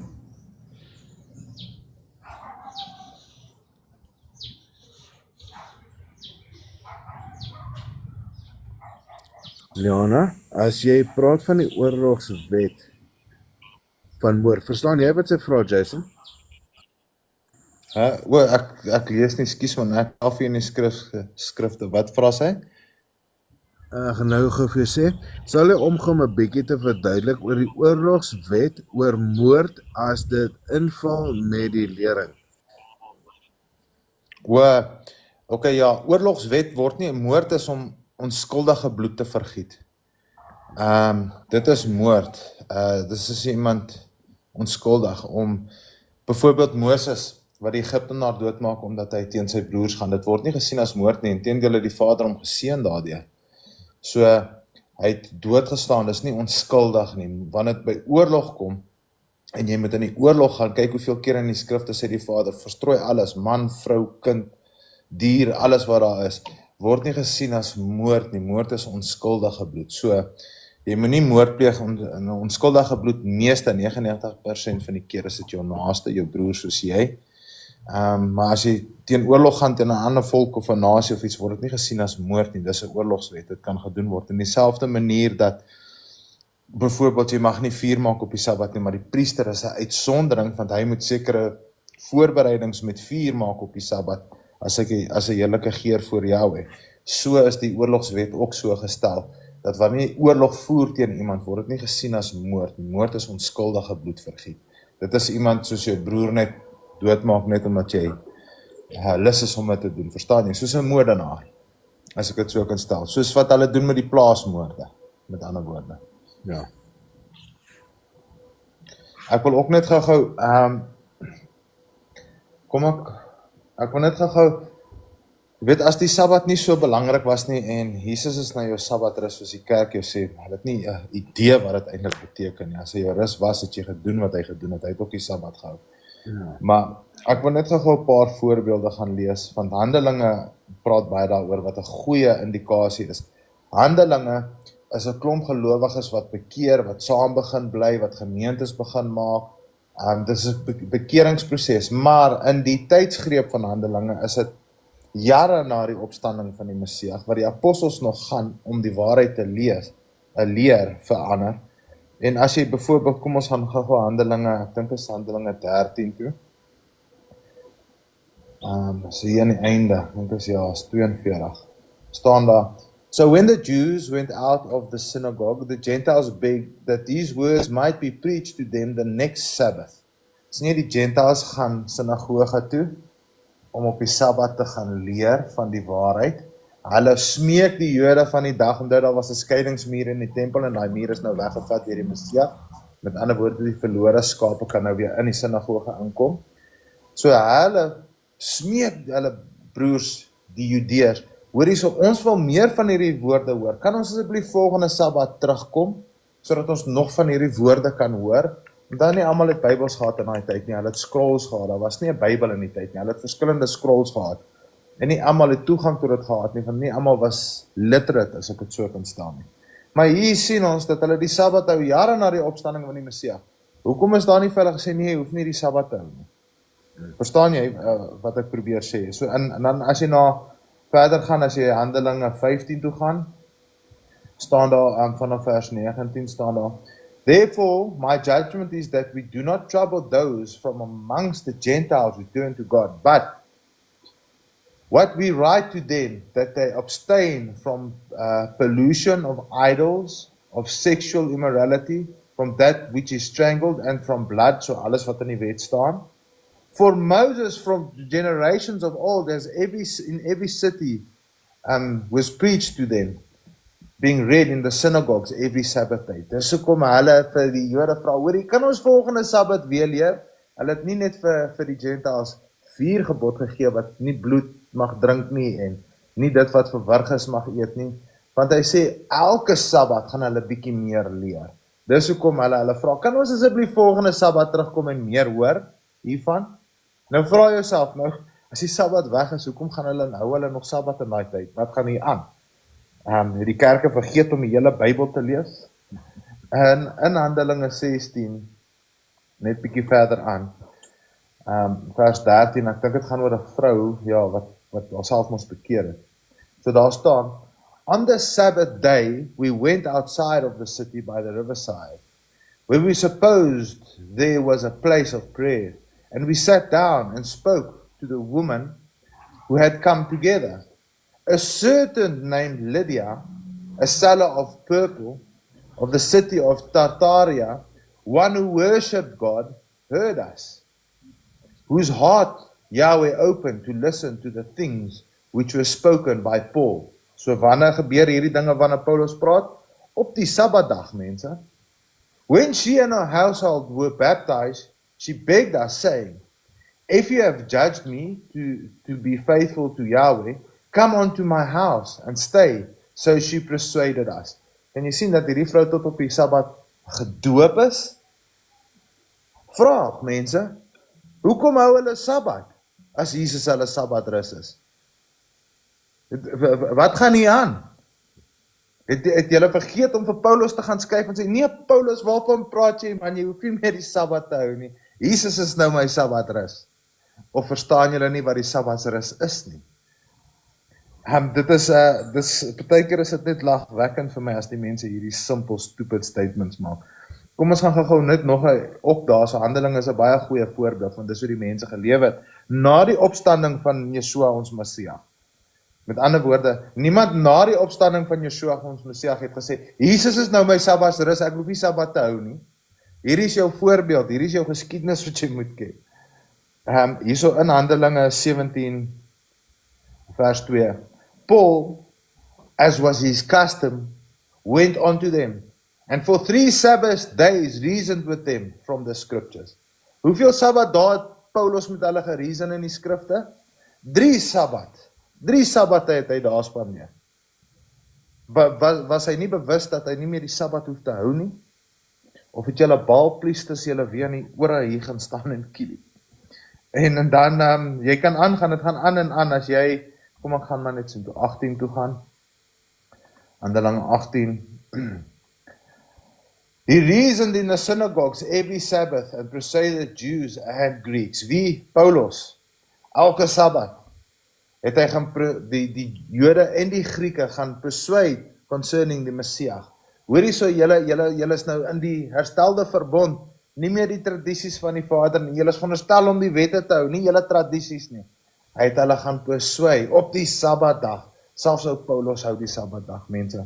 Dan wil ek myself, ek weet nie meer wat om te dink as die mense nou sê, Jesus is my Sabbatrus nie. Die Sabbatrus waar dit sê, Yeshua is our Sabbath rest, daai rus waar jy ingaan, is die belofte, a promise and a hope of things to come, waar jy gaan rus van al die vyande om jou, jy gaan uit die Babyloniese stelsel uitgevat, en jy gaan in die koninkryk van die Vader ingaan, die koninkryk wat beloof is aan Abraham, Isak en Jakob, daai landstreek, waar die Messias op die troon van Dawid gaan sit, en die 12 stamme van Israel, gaan onder hom regeer, en hy gaan oor hulle oordeel, daai gaan jou rus wees, dan gaan jy nie meer 'n baas hê, wat sê, nee, hoor jy Sabbat, maar jy moet nou werk nie, almal gaan daai wet hou, dan gaan jy jou rus in, jy rus van die vyande om jou. Dis wat dit beteken, dis a promise and a hope of things to come. So, as jy sê, ja, maar, ons is nog nie in daai verbond nie, ek stem saam, ons is nog nie in die nuwe verbond nie. Daai verbond nog helemaal herstel, dit gebeur eers wanneer die vervalle het van Dawid weer opgerig word.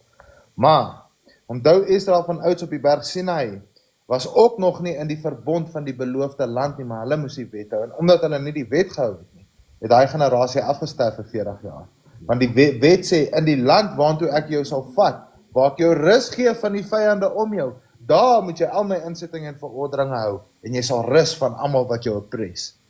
Nou, was hulle al in daai land? Nee. Hoekom moes hulle die wet hou? It's a promise and a hope of things to come. Jy oefen jouself daarin, sodat wanneer dit kom, weet jy al baie daarvan. Maar as jy nie geoefen daar's nie, kom ons sê een van die 2 profete daag op en hy sê, ja, hoorie, ons moet die Sabbat hou.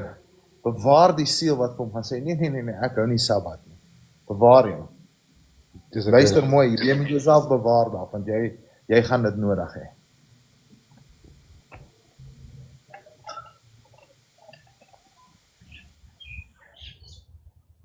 So in al hierdie voorbeelde wat ek jou gee daar, en daar's baie meer, ek is nou net in Handelinge, al die apostels, almal, insluitend Paulus, na die opstanding van die Messias, almal hou die feeste, almal hou die Sabbat, almal leer gehoorsaamheid. Het iemand vergeet om vir hulle te gaan sê, hoorie so, nee, jy hoef nie meer hierdie dinge te doen nie, jy hoef nie meer die Sabbat te hou nie. As die Messias jou leidsman is, of jou herder is, en hy het hierdie dinge gedoen as vir jou as voorbeeld, dus jy hoekom die Messias gedoop is, om die voorbeeld vir jou te wees, nie dat hy die doop nodig gehad het nie, om mense te leer om het te doen, van die mense moet hom kopie of hom na aap, en hy het die Sabbat gehou. Wat is jou verskoning? Wat is jou verskoning? Nee, hy het dit vir my gedoen, dan het hy sy doop ook vir jou gedoen. Jy hoef nou ook nie meer te gaan staan en doop nie. Hy het dit mos nou vir jou gedoen. Jou redenasie gaan uit mekaar uitval. Ja, baie goed gestel. Baie goed gestel.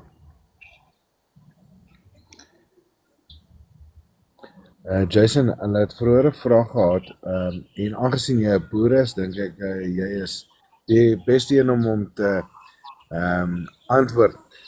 Die dame het gevra of sy al companion planting aan doen. So dit is byvoorbeeld 'n herb langs 'n vrug of 'n herb langs 'n groente in 'n groentetuin. Ja, jy kan jou kyk en daai dae is dit mos nou hoe jy jou inkomste gekry het of jou kos op die tafel gekry het. So jy kan een blok hê, sien nou maar jou blokgrond is 1 hektaar. En in daai hektaar kan jy baie verskillende gewasse plant, net nie in dieselfde bedding nie. Met ander woorde, as ek in 1 hektaar 122 ridges het, of kom ek praat net, hoe gaan mense verstaan? 100, sê maar ek het in daai hektaar 100 lyne, né? Reguit lyne, so 'n reguit lyn wat nou afgaan. In daai lyn plant ek mielies. Ek plant nie mielies en boontjies in daai lyn nie. Dan in die volgende lyn kan ek iets anders plant, maar nie op dieselfde lyn nie. Elkeen word apart gesit daarso. So baie mense doen dit en 'n mens kry probleme en ek verstaan hoekom daai wet so is. Byvoorbeeld, mense sal 'n pepper, 'n tamatie en nog iets saamplant. Dan kry jy wat toftra in die grond. Dit beteken daai grond is veronderstel om eers elke 5 tot 6 jaar baie toftra te kry. Nou kry jy dit elke jaar. Jy kan nie in daai selfde seisoen nou weer iets anders daar plant nie, want alles wat jy daar plant gaan baie toftra kry. Daai plante word siek en hulle vrek. Dis ook hoekom daar 'n sabbatsrus vir die grond is, want elke 5 tot 6 jaar tel jou Phytophthora telling op die grond en jou plante groei nie so goed nie, so jy moet wissel bou, jy moet elke paar jaar jou grond laat rus, dat die Phytophthora uit kan loog uit die grond uit. So al hierdie dinge, ek probeer nou in baie logiese terme praat, maar ek weet hierdie terme, ek weet nie om dit logischer te stel met Phytophthora en die siektes en die goed nie, maar jy sal sien wat boere doen as 'n goeie boer wat ek ken, hy's daar van Stoffberg se wêreld af. Hy het ook buurmanne wat so boer. Hulle boer sê nou maar 2000 hektaar. Maar hierdie 2000 hektaar is daar soos 500-600 hektaar wat hulle elke jaar nie plant nie. So hulle wisselbou elke jaar juis vir hierdie probleem dat daar nie grondsiektes en goed kom nie, dat die grond kan rus. So dit is 'n goeie eienskap om te doen. Maar as jy gaan en jy plant oor en oor op dieselfde grond, dan dors jy jou grond uit, hy kry nie rus nie. So is goed om wisselbou te doen, maar net so kan jy ook nie elke jaar 'n mielie op dieselfde grond plant en sê jy nie wisselbou toepas nie. So daai grond moet 'n skiep kry, either elke 2de jaar kan jy hom plant, of 3de jaar, of 4de jaar. Van die ouens se grond is so groot, hulle plant elke 5de jaar eers 1 stuk grond. Maar om die grond te verdeel, jy kan nie op die een pivot, kom ek sê nou maar, daar's 'n pivot, ek weet nie of mense weet wat 'n pivot is nie, so 'n besproeiing, soos ek dink maar aan 'n groot klapspreier, laat ek dit so stel. En daai pivot is, kom ons sê, 8 hektaar groot. Jy kan nie op daai pivot gaan staan en mielies plant en in die ander helfte boontjies plant nie. Wat gebeur is, want jy gee water vir sekere gewasse op sekere tye, een gaan versuip en die een gaan groot word. So hierdie praktyk is apart gestel vir jou om elke ding volgens sy need apart te gee. Jy kan nie omdat 'n mielie groter is as 'n boontjie nou gaan staan en sê, okay, wel, wat ek nou gaan doen is ek gaan nou my pivot stel vir my mielies en ek gaan daai kunsmis gooi en daai selfde kunsmis gaan nou oor op my boontjies, dan oorbemes jy of onderbemes jy of jy oorbesproei of onderbesproei. So hierdie dinge word so geplant vir elkeen het sy eie needs en elkeen met sy eie behoeftige voordeel kry van water en kos en alles wat jy moet gee en selfs van rus vir die grond. So ek hoop dit maak sin. Ja, dit is baie mooi verduidelik. Ek het sommer geleer.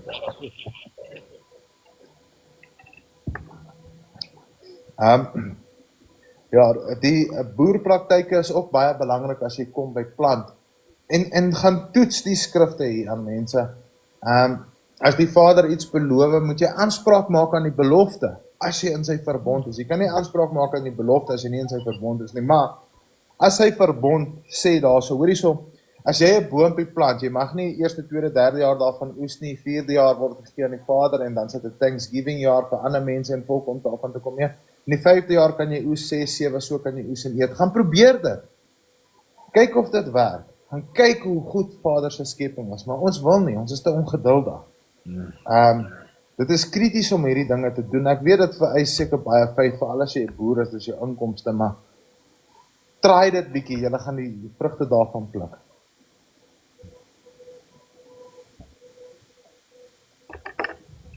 Ja, die saad wat uitbaster, nie noodwendig so nie, hy kan nie veel uitbaster tussen verskillende gewasse nie.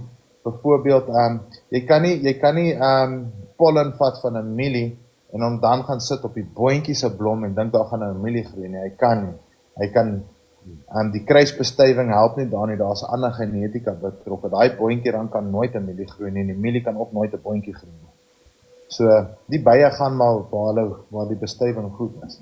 Maar ja, ons het al so deur die jare baie verskillende goed gedoen. Byvoorbeeld op die makadamias wat ons boer, sal ons Boumans hê. En 'n Boumans se blom, die variëteit makadamia is Boumans. En die Boumans se blom is nie 'n baie aantreklike blom vir 'n by nie. 'n By hou nie daarvan om te werk nie. Hy werk baie moeilik en is moeilik om nektar en goed daar te kry. Sy nektar is ook nie het nie die soetigheid in wat 'n by reg wil hê nie. So as my Boumans byvoorbeeld blom, gaan werk die bye baie liewer in die bos se blomme as wat hulle op my Boumans blom se blom kom werk. Maar as ek 'n A4 of 'n 8/6 blokkie daar naby het of in die omgewing het, dan gaan die by soontoe en hy kruisbestuif en dan kom hy Bouman toe en dan bestuif my bome baie. So as volgens sy eie soorte. Wat baie goed is en dit help ons baie. Jou set word baie hoër. Jy kry selfs ouens wat 4 rye Boumans plant en elke 5de ry is 'n A4. En verstaan jy, nog steeds dieselfde soorte, maar hulle doen dit juis vir kruisbestuiving. Dit beteken nie dat daar nou 'n A4 gaan groei op die Bouman boom. Dit beteken net my bestuiving word baie hoër.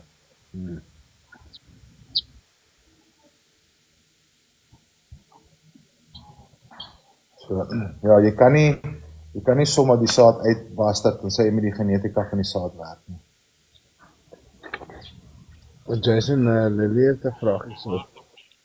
Kan julle verduidelik hoekom is Efraim eerste geseën oor Manasse? Ja, maar dis nou, hoe lank het jy tyd, Wynand? Dis 'n lang vraag, ek dink jy het op vinnig geantwoord. Ja. Nee, jy kan gooi. Ek het ten minste seker nog 40 minute as jy nodig het. Okay, praat net gou, ek byt net gou vas. Ja, kom gou, ek gaan nou daar wees. Praat net gou, ek's nou met jou, Wynand. Okay, 100%.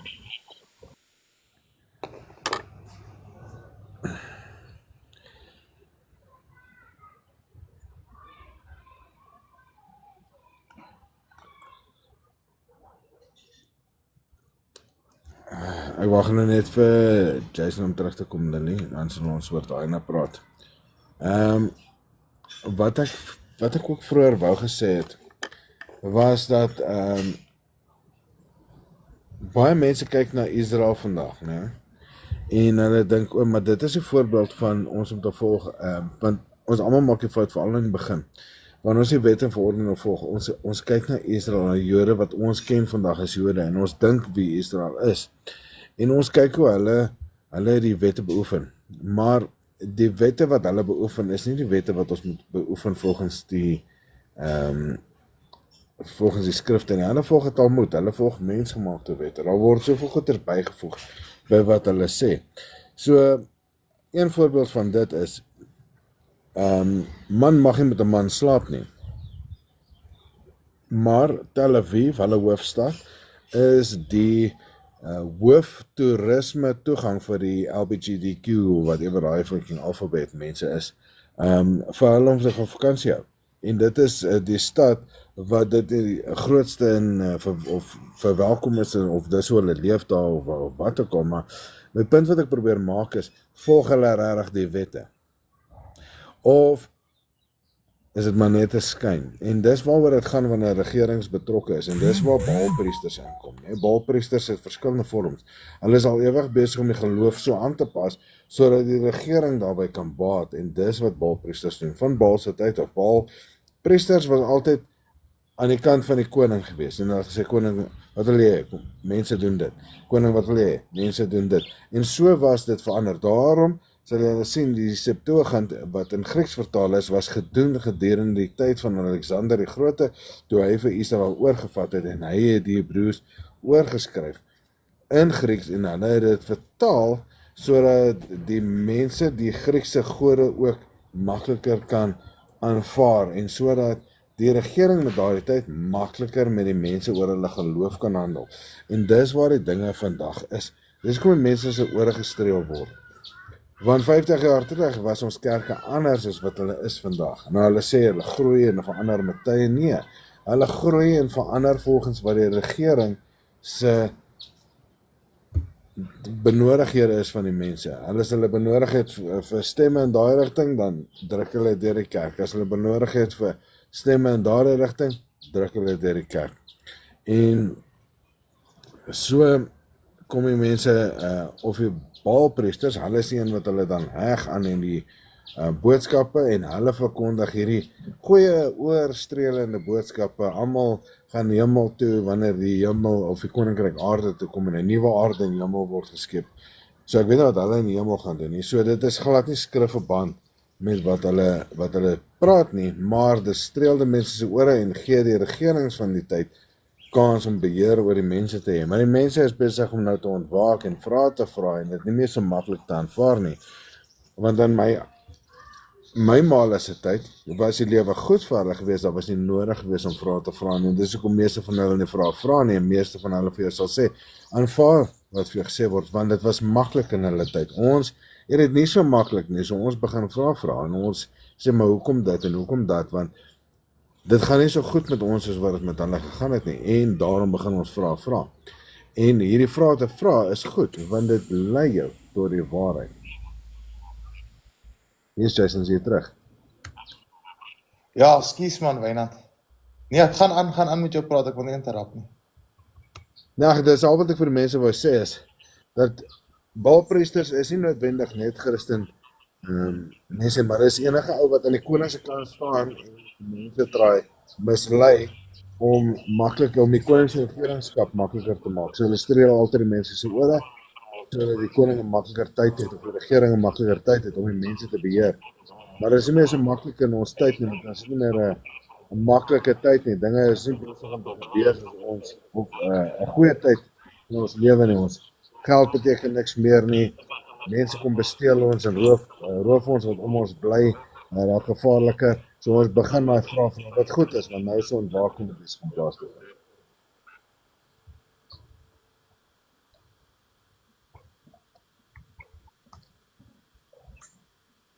Ja.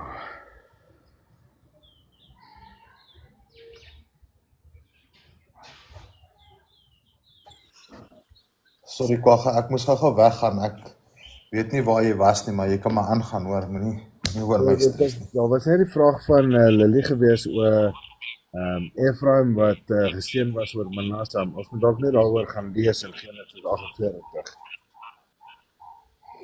Ja, Efraim en Manasse. Ja, dis Genesis 48 is reg, ja. Daarvan af vers 13 af.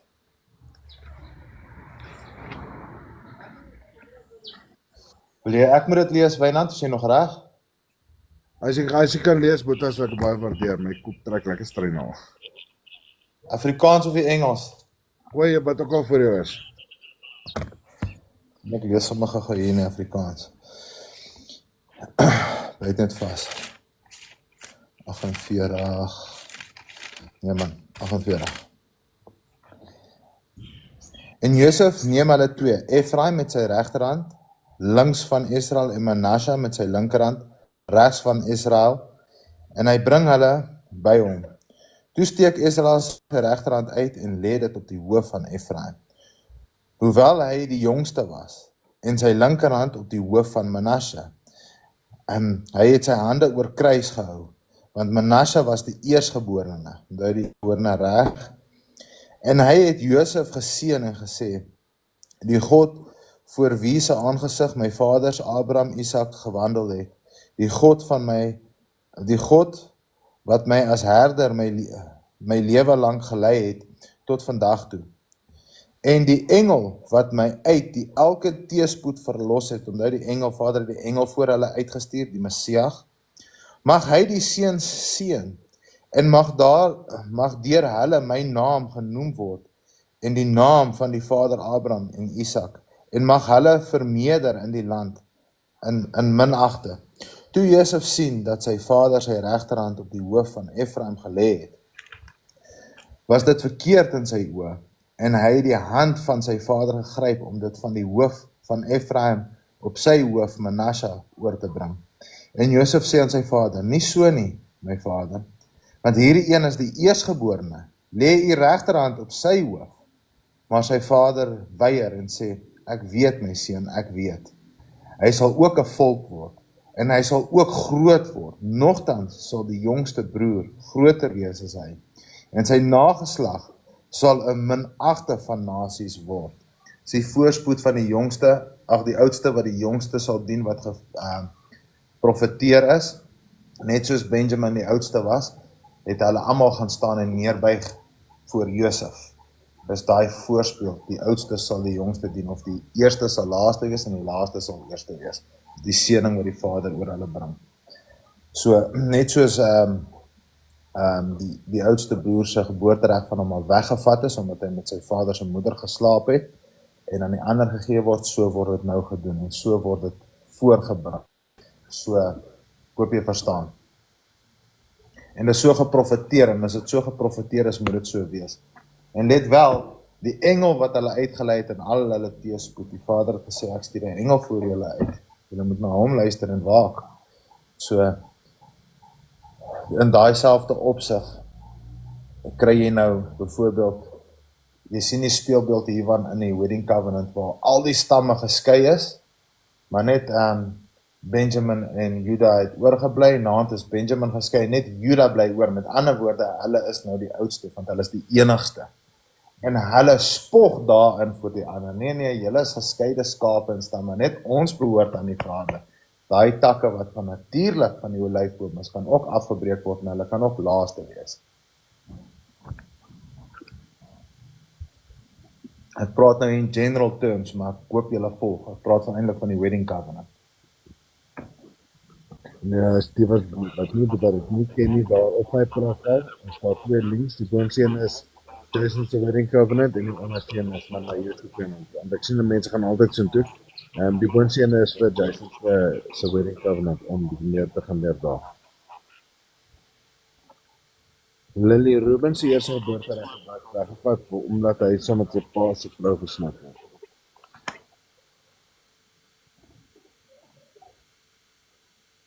Ek is reg, nee, Jason? Ja. Ja, maar hy het mos jy mag dit, dis op net wat ek dink dat staan en sy in die Patriarchs, Ruben se Patriarchs skrywe ook, Testament of Ruben. Verduidelik hy presies wat daar gebeur het. Mens moet mooi eintlik die verhaal gaan lees daar. Daar's baie meer aan dit as wat net so die gedagte na toe lei.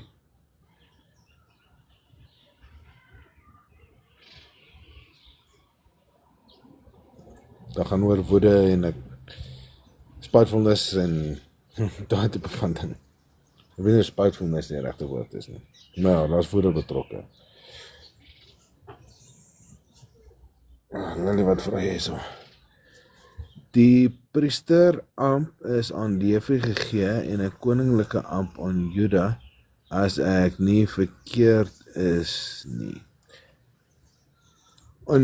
Onthou in Juda was die nageslag van Dawid beloof om die konings te wees oor Israel, mits hulle in die wette, verordeninge en insettinge van Vader loop. Aan Levi was 'n priesterlike amp gegee. Hulle was vrygekoop, soos wat in die wette staan, waar hulle dan die priesters was, wat dan opgerig was om Israel te bedien. Maar jy moet verstaan, hulle het ook Israel weggelei, as ons in Maleagi gaan lees, en hulle het ook sonde gepleeg, en hulle het ook valse boodskap gegee. So, daardie het, ek vertel dit nou baie vinnig, hulle het die Israeliete weggelei, en so was hulle ook dan gestraf. Daarom gaan ons terug na die Melchisedese prieslike orde, of word die Melchisedese prieslike orde weer ingestel. Daarom sal die Messias koning en priester wees. Volgens die orde van Melchisedek. Ek hoop ek het dit goed genoeg geantwoord, Lily. Okay. Daar is baie meer aan dit. Jy moet gaan krap aan dit. Dit is 'n baie groot studie. Die koningskap word eintlik uitgedeel tussen al 12 stamme, maar daar word een stam aangestel in die begin, Benjamin, en hulle het oortree, hulle wou 'n koning oor hulle gehad het, en dan word dit aangestel na 'n ander koningskap toe, tot dit nou eventueel op 'n verbond gesluit is met Dawid. Solank iemand uit Dawid se geslagregister gehoorsaam is in die vader se weerloop, dan sal hulle die autoriteit verleen word om op die troon te kan sit. So, Israel van ouds moes nooit 'n koning gehad het nie, hulle wou 'n koning hê soos die ander volke en nasies. Sê die vader, dis goed, daai koning gaan julle onder 'n juk sit, dan gaan julle sien julle het dit beter gehad.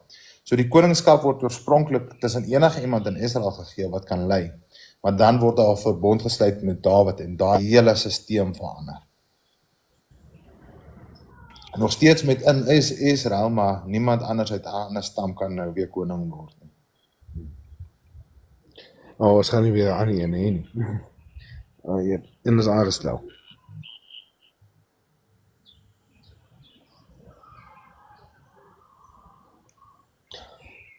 Lyk my, dis al die vrae wat ons het vir vandag, Jason. As jy nou gaan daarso 1/8. Sorry Wynand. Nee, gooi. Jammer. Jy sê as dit enigste al die vrae is, dan is dit fyn. Jy het seker nie meer tyd nie. So ons kan volgende keer weer opvang. Ons kan gou gaan, jy het gesê, gaan almal nuuskierig los nou. Ons gaan 1 Samuel. Ek is mal daaroor om Samuel. 1 Samuel 8. Vanaf vers 1, daar staan, and it came to pass, when Samuel was aged, that he makes him judges over Israel. And his sons have not walked in his ways, and turned aside after the dishonest gain, and to take a bribe, and to turn aside judgment. And all the elders of Israel gathered themselves together, and came unto Samuel to Ramoth, and say unto him, Lo, you have become aged, and thy sons have not walked in my ways. Now appoint to us a king to judge us like all the nations. Sien jy, voor die konings was daar rigters, leiers, soos Samson en al daai ouens. Nou sê die ouens, nee, jou rigters en jou seuns het nou korrup geword. Stel vir ons asseblief 'n koning aan soos al die ander nasies het. And this thing is evil in the eyes of Samuel, when they have said, Give us a king to judge us. And Samuel prayed unto Yahweh. And Yahweh said unto Samuel, Hearken to the voice of the people, to all that they say unto thee. For thou have not rejected, but me they have rejected. So Samuel, they haven't rejected you, Samuel, but they have rejected me, Yahweh, for reigning over them. Want Yahweh het rigters opgestel vir hulle, maar hulle sê nee, dis nie goed genoeg, ons soek ons nou konings. According to all the works that I have done from the day of my bringing them up out of Egypt, even unto this day, when they forsake me and serve other gods, so they are doing also to you. And now hearken to their voice, only surely that don't certainly protest towards them, and has declared to them the custom of the king who does reign over them. And Samuel spoke all the words of Yahweh unto the people who asked him for a king, and said, This is the custom of the kings who does reign over you. Your sons he does take, and has appointed for himself among his chariots and among his horsemen, and they do run before the chariots. Also, to appoint for himself heads of thousands and heads of 50s, also to plow his plowing, and to reap his reaping, and to make instruments of war and instruments of chariots. So hy verduidelik hier, sien julle as julle nou koning oor julle kry, gaan julle seuns en dogters die koning gaan staan en dien, in plaas van dat hulle nou Yahweh dien. Hy gaan hulle aanstel om die lande te bewerk en om goeders te maak vir hom, maar julle wil ons nou 'n koning hê, kom, hier is vir julle nou 'n koning. Maar voor dit moes daar geen konings gewees het nie. Want die Vader het rigters opgestel, leiers wat die volke lei. Nee, wat die koning gesalf het nie, mense soos Moses en Aaron, het hy opgelei. En nou sê die mense, nee, ons soek koning soos die ander volke en nasies. Het julle vergeet Israel, Jahwe is julle koning.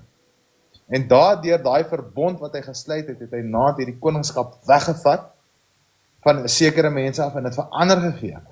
Hier in vers 21 staan daar, and Samuel heard all the words of the people and spoke to them in the ears of Yahweh. And Yahweh said unto Samuel, hearken to their voice, and has caused to reign over them a king. And Samuel said unto the men of Israel, go you to the city. Sien jy, daar is ons nou koning oor hulle oorgestel.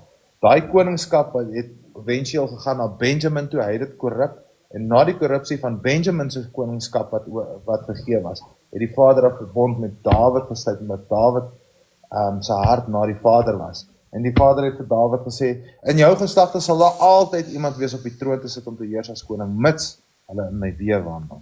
So as iemand uit Dawid geslag mos nou nie gehoorsaam was nie, kon hulle nie op die troon sit nie. En soos die mense gehoorsaam geword het, het daar iemand op Dawid se troon kom sit. Nou, dit is nou waaroor die Nuwe Testament gaan, die koningskap wat nou aan die Messia gegee het. Nie net as 'n hoëpriester nie, maar ook as 'n koning, soos die orde van Melchisedek, wat 'n priester, hoëpriester en 'n koning was.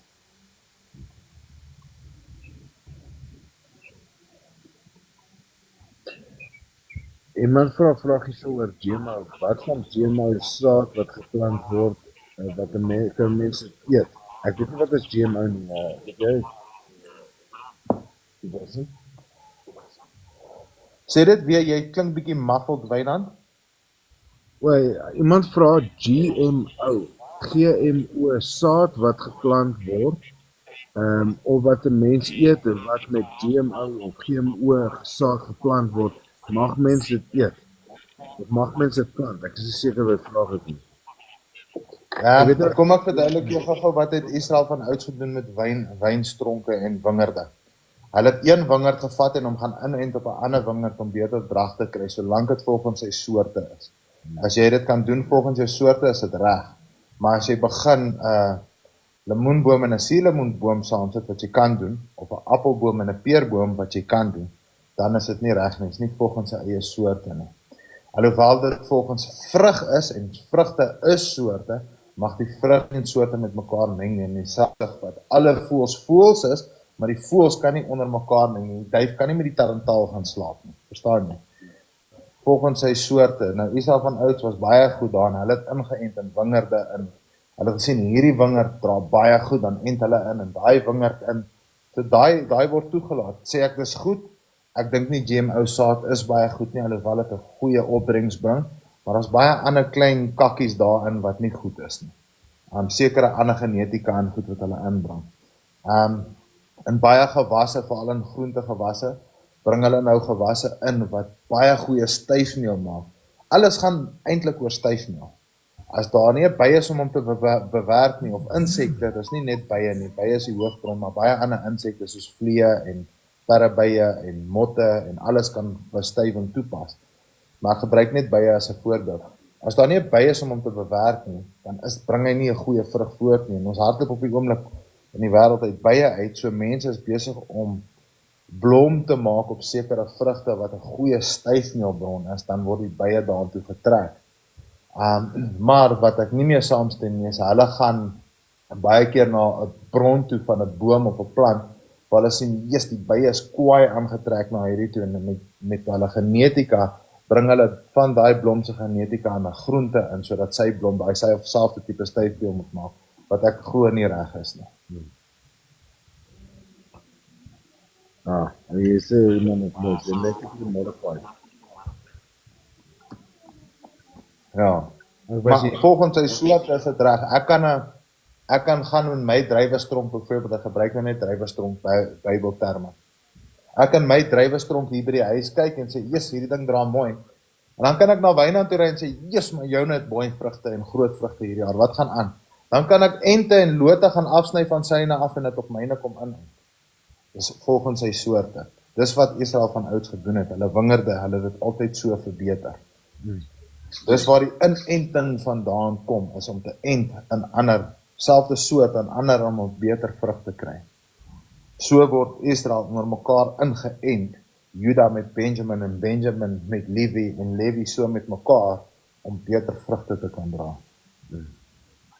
Dis Soort by soort, dis 100% reg, Lis. Dis 100% reg.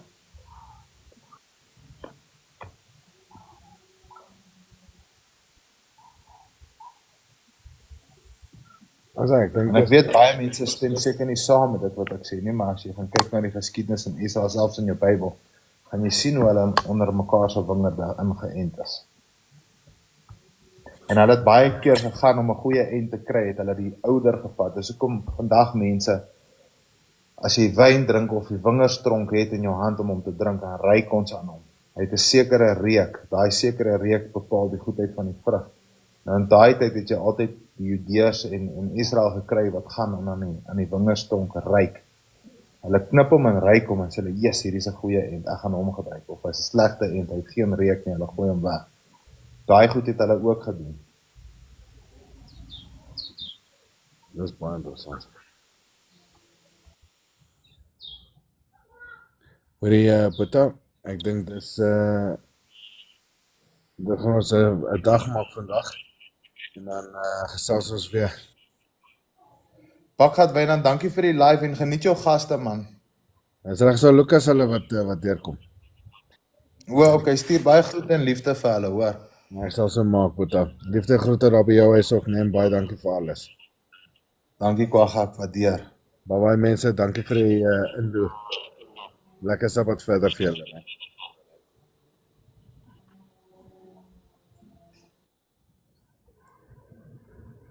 Wel, moet die knoppie groter maak.